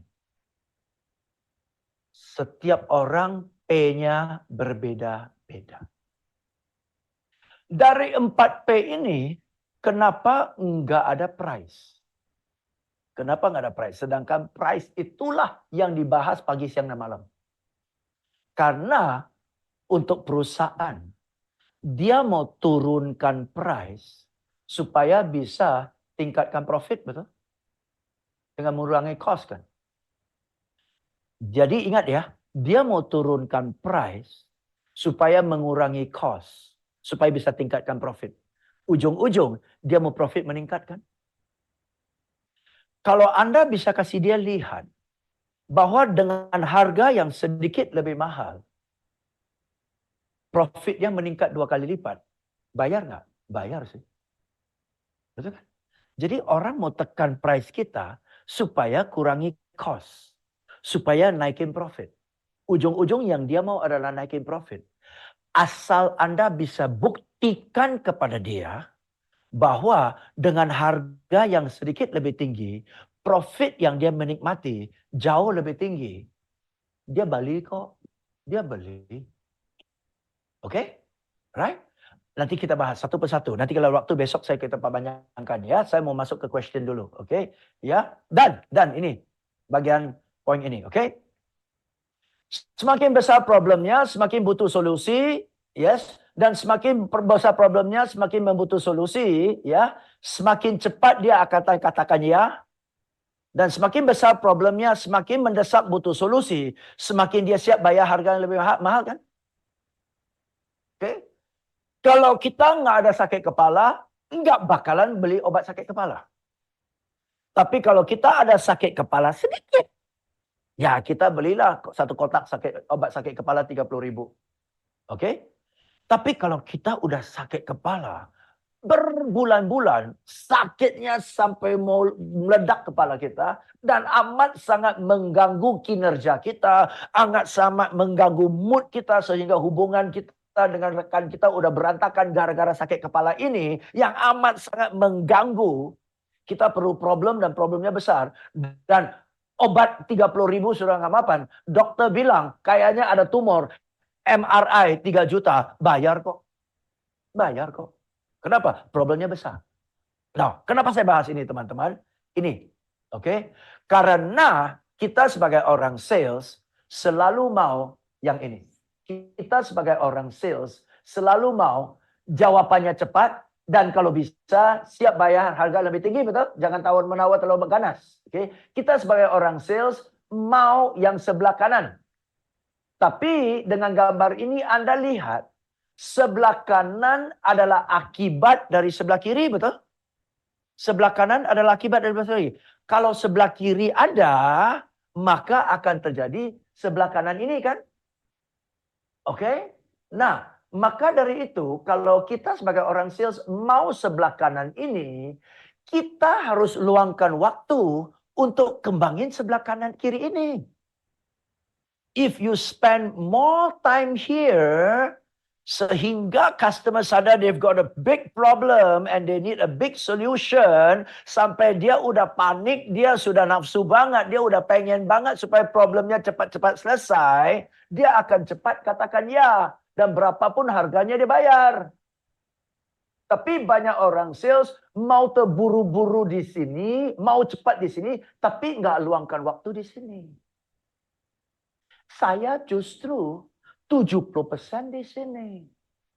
Sehingga customer malah cepat-cepat, Pak, cepatannya Pak, kapan waduh Pak, jangan jadwal 2 bulan lagi Pak, kita mau cepat-cepat nih, biar anak buah kita bisa di training, biar cepat-cepat tuh salesnya naik Pak, jangan tunda lagi lah Pak, tolonglah cari waktu. Tuh, kenapa? Dia tahu, you got a problem, I am the solution, I wait, you die. I wait, you die. Okay, so now who needs who? Ayo, how can I be that? Not that I'm intelligent, not that I'm that good, no. But I know you have a problem. You know you have a problem. We both know you have a problem. And I could be the solution. So how? Want to pay? Want to wait? Up to you. I don't care. I don't care. Because you have the problem, not me. Okay? Kita harus mempositionkan klien punya problem. Dan sampai dia berkenan ketemu sama kita, umumnya ada problem sih. Umumnya ada problem. Kadang-kadang dia pura-pura nggak ada problem. Adalah. Kalau nggak ada problem, ngapain ketemu kita? Kurang kerjaan. Ada problem. Cuma kadang-kadang jaim aja nggak mau cerita. Maka dengan bertanya, pelan-pelan ngorek. Pelan-pelan ngorek. Oke? So, ada pertanyaan-pertanyaan yang menggali kebutuhan pelanggan. Oke? Bagaimana cara Anda memantau kunjungan orang sales Anda ke pelanggan-pelanggan Anda? Pak, bagaimana cara di perusahaan ini? Contohlah ya, contoh Anda mau jual sistem apa, software apa, apps apa untuk orang sales. Anda tanya, Pak, bagaimana perusahaan ini memantau kunjungan orang sales ke lapangan, Pak? Oh, kita ada sistem. Oke, bagus. Sistemnya manual atau gimana, Pak? Ya, setelah mereka kunjungi, mereka lapor. Oh, terus bagaimana check and rechecknya, Pak?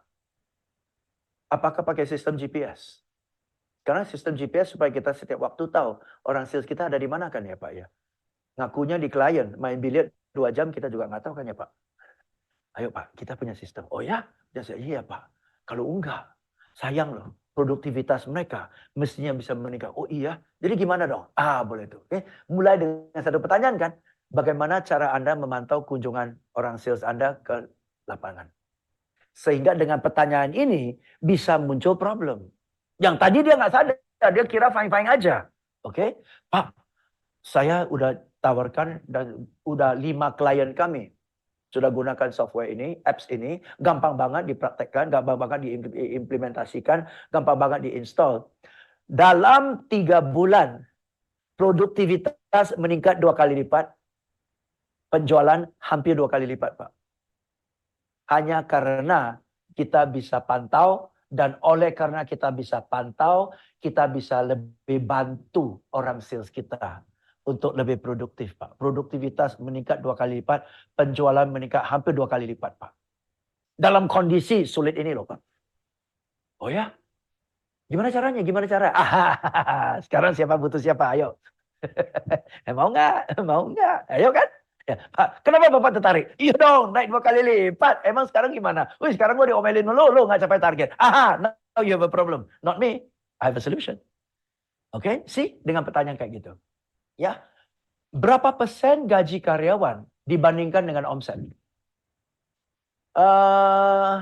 Berapa ya? Bagaimana Bapak berbisnis dengan tidak tahu ini? Berarti ada cost. Kalau gaji aja Bapak tidak tahu. Berarti kemungkinan cost lain pun Bapak nggak pantau.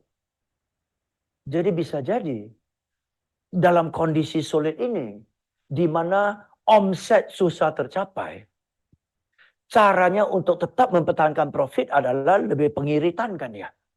Jadi ini bukan soal gaji Pak. Kalau gaji aja faktor yang paling besar kita tidak tahu. Berarti biaya-biaya operasional yang lain juga kurang dipantau ya Pak ya. Iya ya. Pak, kami punya cara. Kami sudah bantu beberapa perusahaan. Dan dari sana, cost-nya jadi jauh lebih terpantau, terkendali, jadi pengiritan. yang tidak buat karyawan susah. Jadi pengiritan. Dan dari sana dalam kondisi yang sama dengan penjualan yang tidak meningkat, Pak. Profit meningkat 30%, Pak. Profit meningkat 30%. Hanya dari pengefisiensian. Oh ya? Gimana caranya? Itulah yang saya mau ketemu dan ngobrol sama Bapak. Tuh, oke, satu pertanyaan kayak gitu. Dengan bertanya. Berapa? Kalau dia ada jawaban, syukur. Kalau nggak ada jawaban, lebih syukur lagi. Kenapa? Nggak ada jawaban membuktikan dia nggak tahu.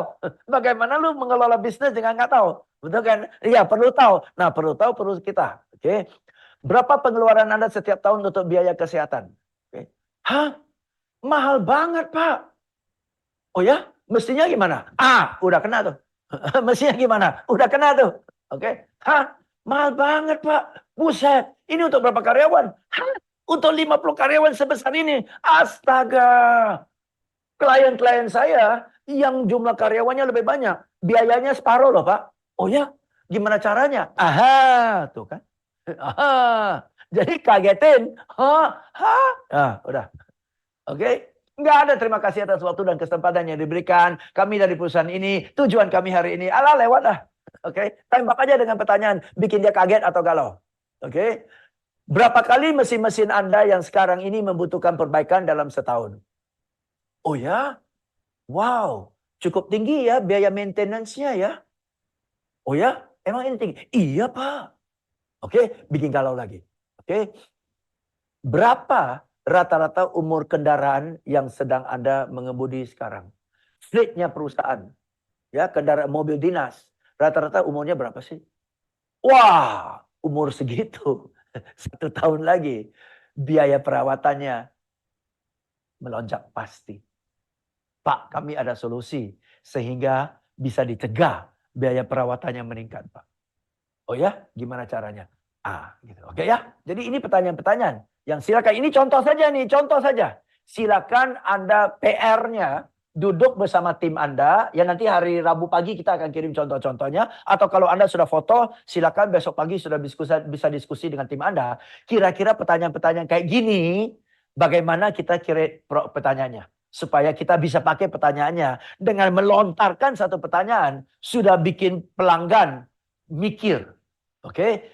Now friends, it is most of the time not the answer that is important. It is you watch their body language when they answer. Are they confident? That tells you something. Are they not confident? That tells you something. Or they don't have the answer. That tells you something else. Betul kan ya? Kalau ada answer, kita bisa masuk dari sini.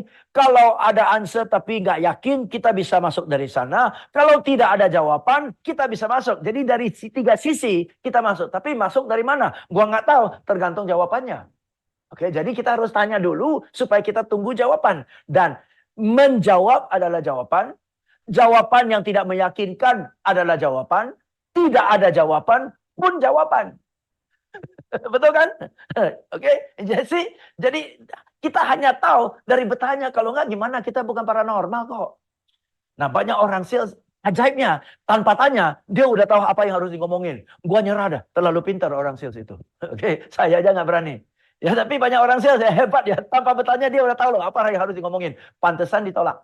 Oke, layak ditolak sih, ngomong ngaco. Oke, nggak sesuai ya. Orang sakit kepala lu kasih obat bentret. Mana bisa?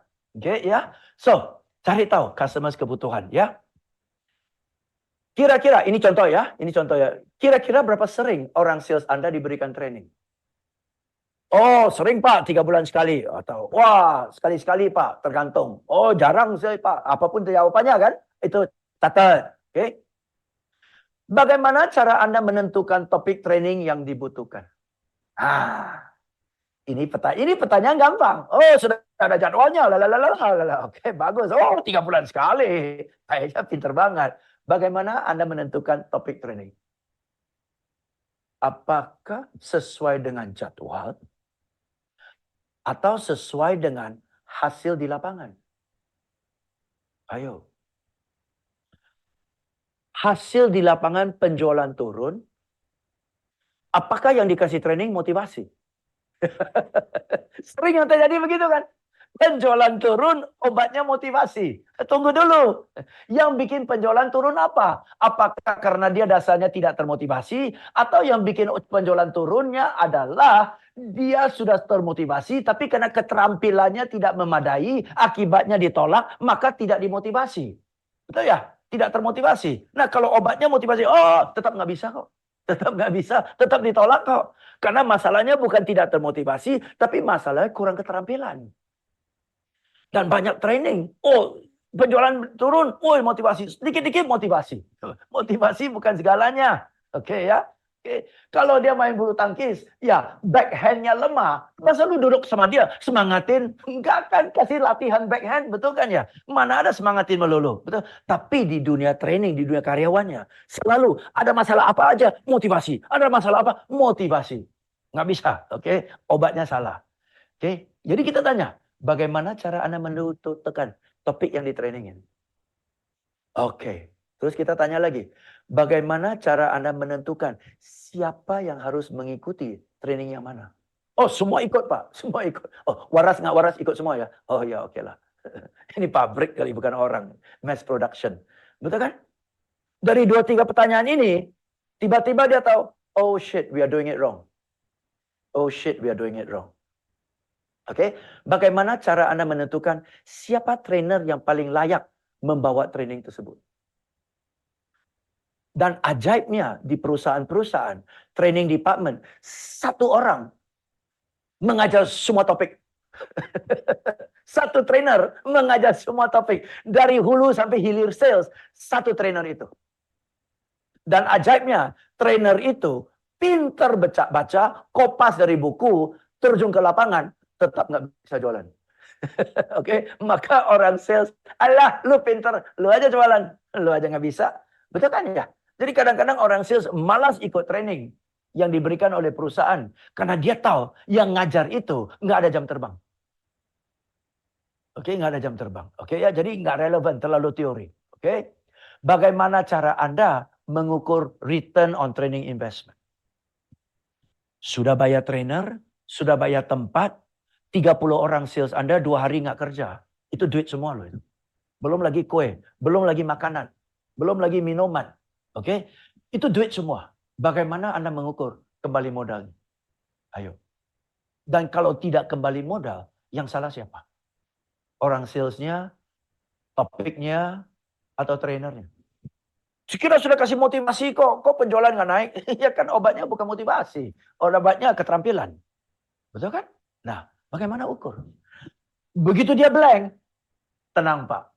Kami bantu Anda dari hulu sampai hilir. Kami akan buat training needs analysis. Kami akan duduk bersama Anda sehingga kita sama-sama mendefinisikan mana problemnya, apa obatnya, dan kita lakukan pengukuran. Sehingga setiap rupiah yang Anda keluarkan, satu, tepat sasarannya. Kedua, kembali modalnya bisa dihitung. Yuk, berminat? Ayo. Nah, tuh. Pernah kan? Pernah kan? 80% trainingnya di Indonesia nggak jelas. 80% training di Indonesia nggak jelas. Oke ya, ayo. Nah ini pertanyaannya. Sehingga dengan saya serangkaian 3-4 pertanyaannya aja, mereka sadar, gila ini yang kita butuhkan. Dari dulu nggak ketemu.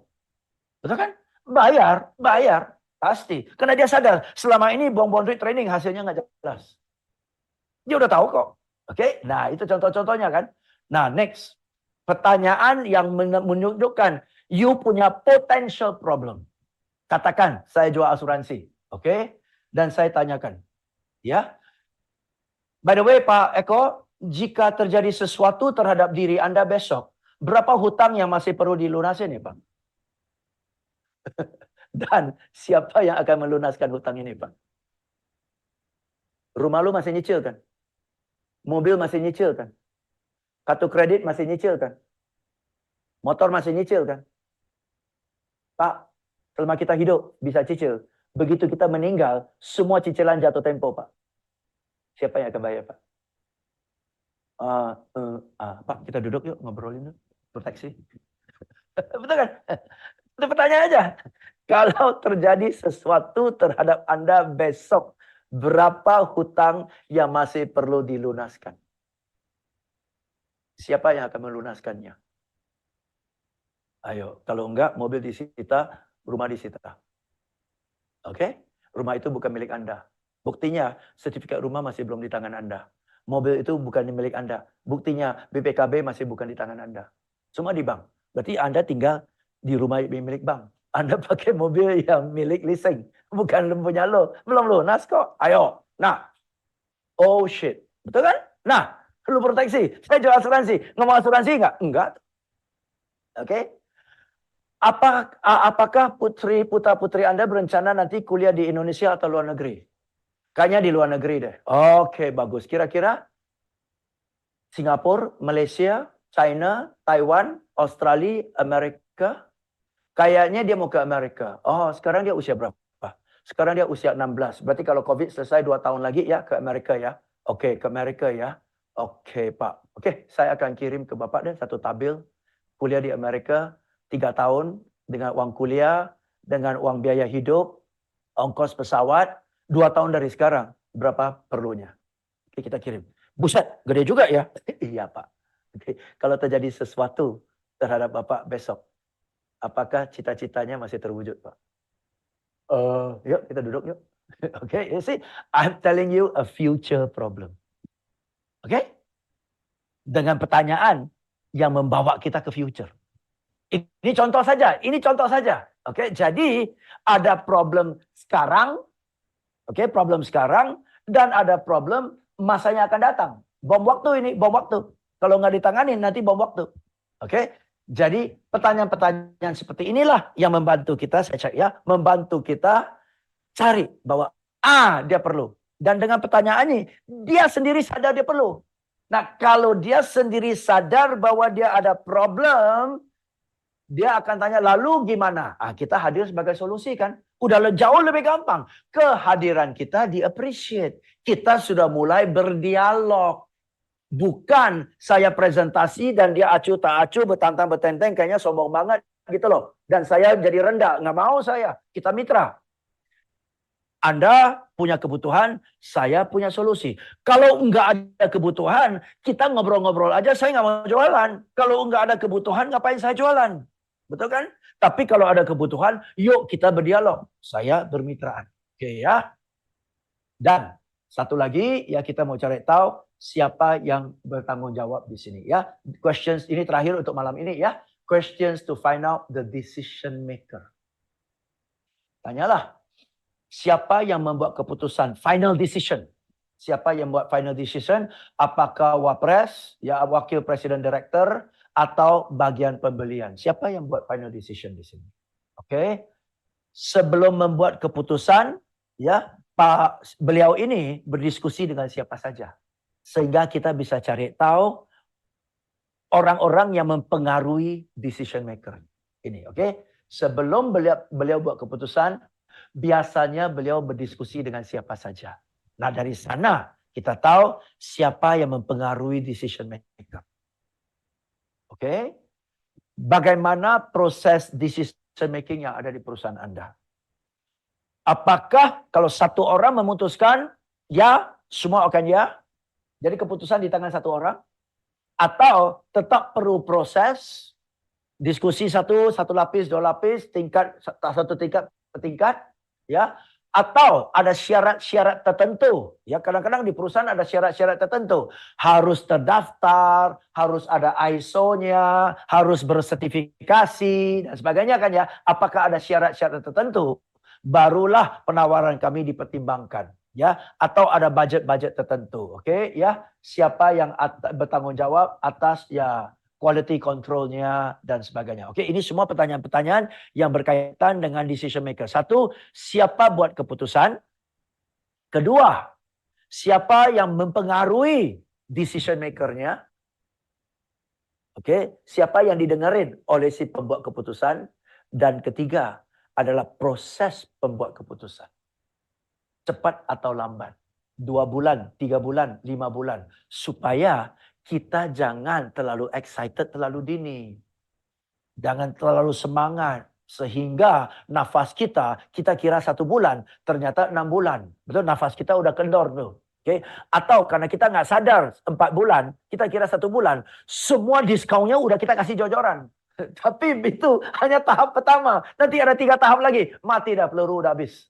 Oke, jadi dari awal tahu dulu tahapnya supaya tarik ulur ada. Oke, jangan lepas pelurunya semua. Oke, kita harus cari tahu itu semua ya. Dan itu adalah pertanyaan-pertanyaan untuk cari tahu decision maker. Oke, saya trigger aja. Tapi silakan Anda mempersiapkan pertanyaan-pertanyaan. Kalau mau Anda mempersiapkan besok supaya besok malam Anda kasih aja, Pak James saya mau tanya ini boleh nggak? Saya mau tanya ini bagus nggak? Kalau kesempatan saya kasih Anda usulan bagaimana memodifikasi pertanyaannya ya. Sama seperti kemarin copywriting kita ajarkan dan Anda coba copywritingnya dan saya kasih usulkan. Heading kayak gini kurang menarik nih, ganti. Oh iya kan, kalau ganti kata-kata ini kan lebih berdampak nih. Nah, kalau bisa, kalau sempat nih, Anda buat beberapa pertanyaan, besok malam kita diskusi, saya kasih masukan. Oke? Masih ada waktu terakhir, Tanggung.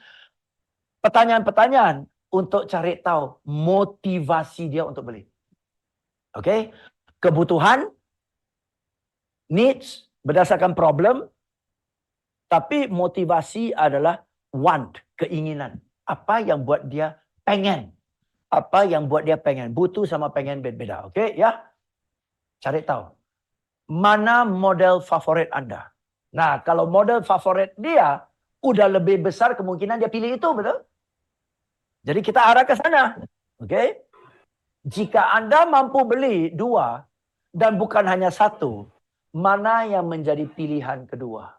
Dari sana kita bisa tahu pilihan keduanya apa nih. Oh, pilihannya kedua begini. Dengan price range kayak gini. Dengan warna kayak gini. Dengan model kayak gini. Berarti pilihan 1, pilihan 2. Kalau pilihan 1 nggak masuk, nanti saya arahkan ke pilihan 2. Oke, jadi ini plan B ini. Dengan bertanya ini, kita udah tahu plan B. Just in case dia kurang berkenan pilihan A, buru-buru saya larikan ke pilihan B.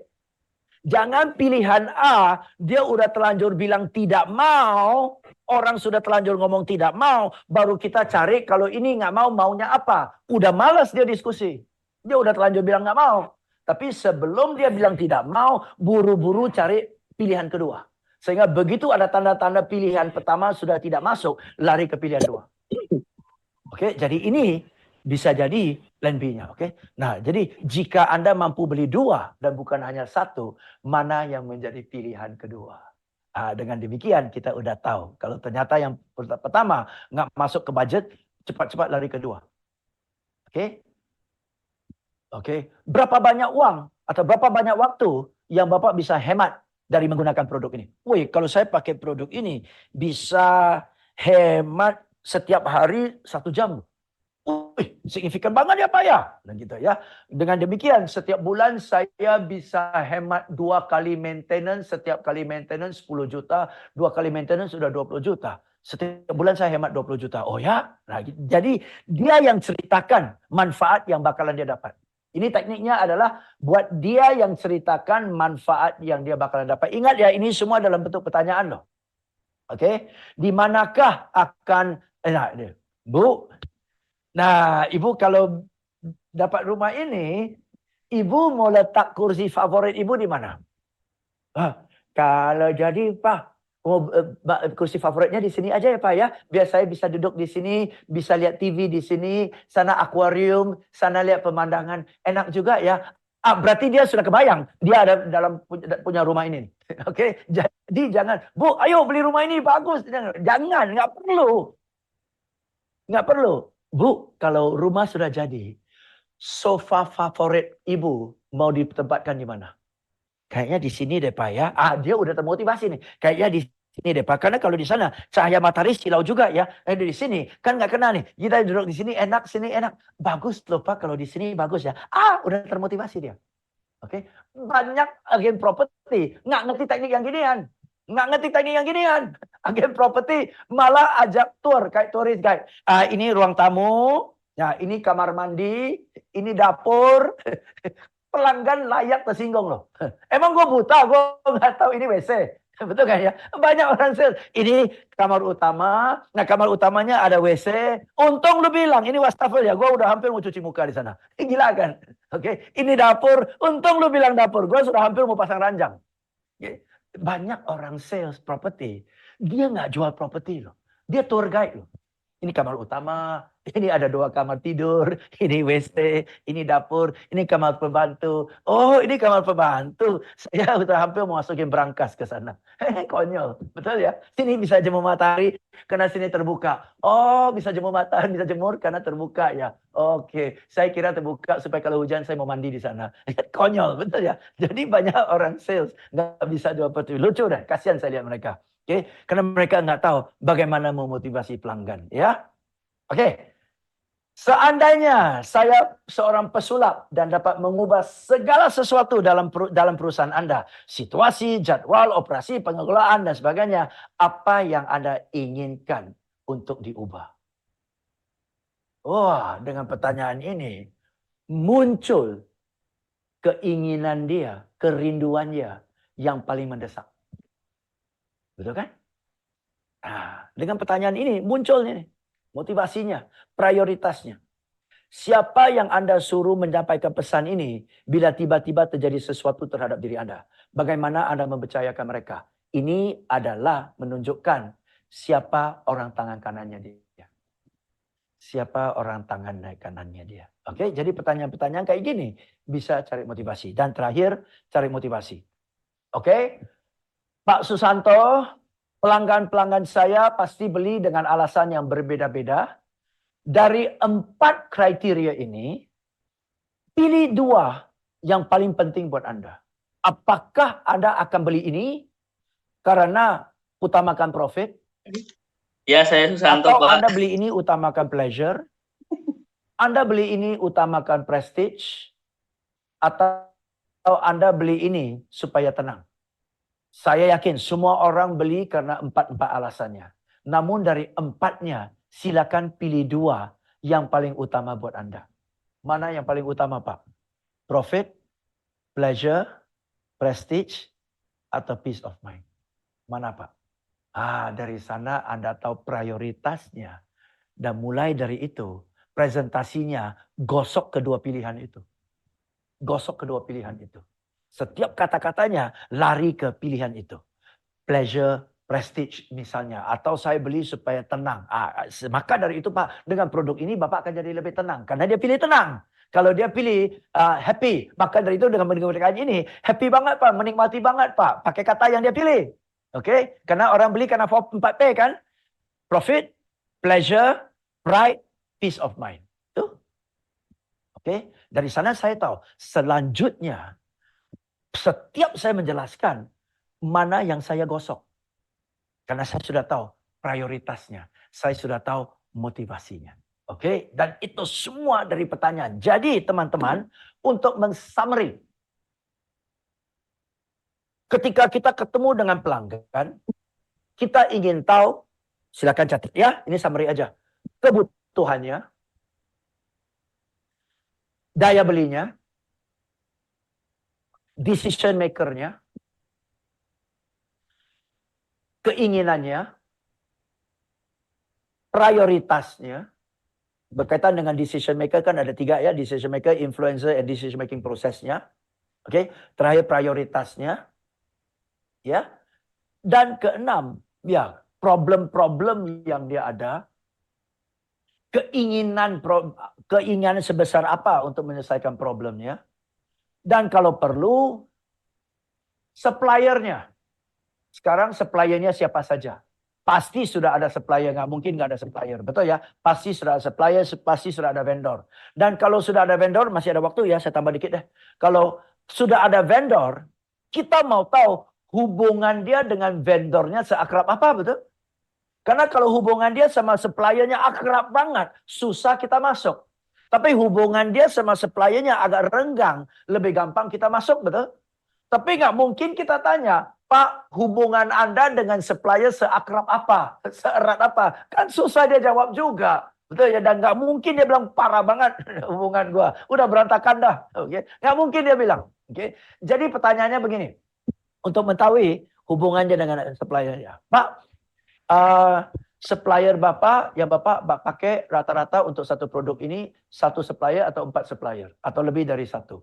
Oh, kita pakai 1 aja sih. Oh, pakai 1. Berarti 1 ya. Berarti kalau pilih 1, hubungannya relatif erat. Tapi kalau 3, bisa jadi 2 erat, 1 renggang. Betul kan? Ya? Oke, whatever. Oke, oke Pak. Pastilah supplier sekarang ini hubungannya baik lah ya. Pasti mereka memenuhi syarat dan sebagainya Pak. Saya yakin mereka doing well ya Pak ya. Maka Bapak percayakan kepada mereka. Watch his face reaction. Oke. Dan Anda tanya. I said in English ya. Anda terjemahkan dalam bahasa Indonesia ya. If there were one or two things that your supplier can improve, what are the one, two things that it would be good for them to improve? Oh, mereka semua oke sih. Cuma mungkin response time-nya agak lama sedikit ya. Dan kedua adalah stoknya kadang-kadang nggak ada sih.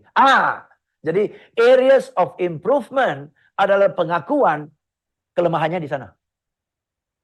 Oke, saya udah tahu kelemahannya. Oke, satu.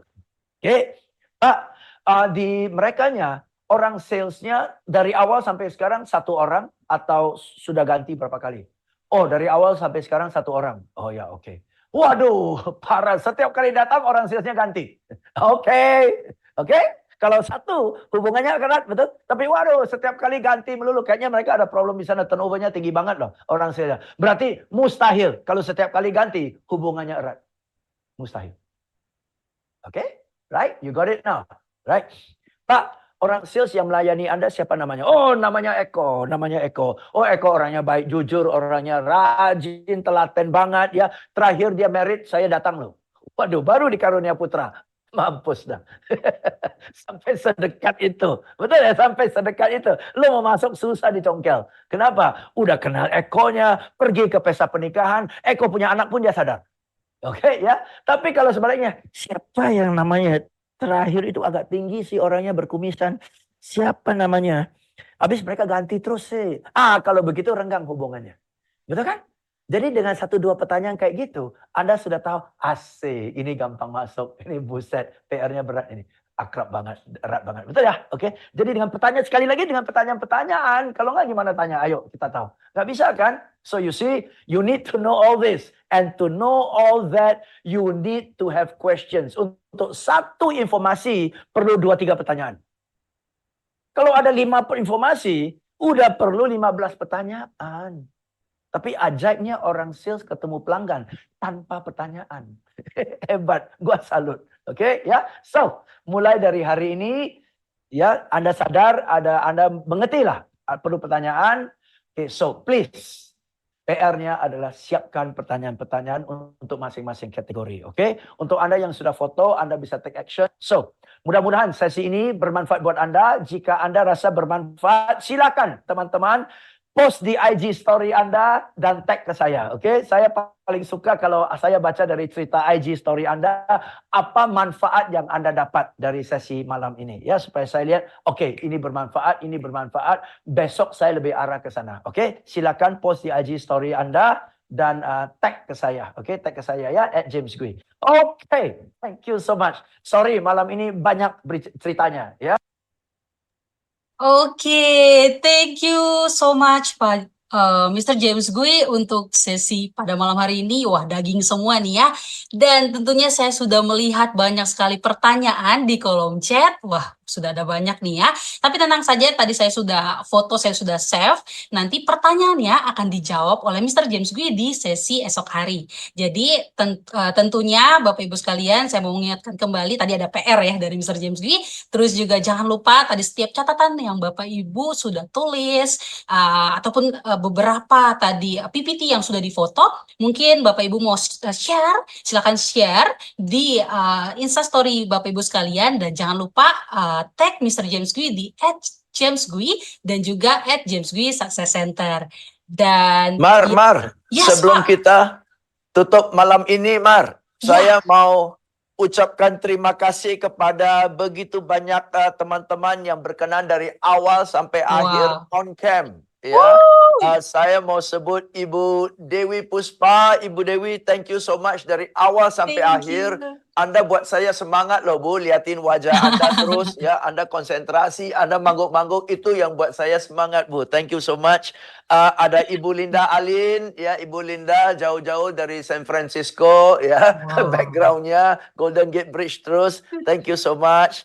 Pak Afal ya, Pak Afal Imawan juga. Ya, banyak sekali ya. Ibu Rachel ya, Ibu Cecilia, Veronica, Pak Guntur, Simanjuntak, Ibu Virga, Ibu Teresa, Ibu Jovi, Ibu Novita, banyak sekali tuh. Ibu Wow. Diana, Pak Dede, Ibu Mega, Pak Muhammad Zaki, Pak Wow. Yusuf Ali, Pak Yusuf, juga ada Ibu Adinda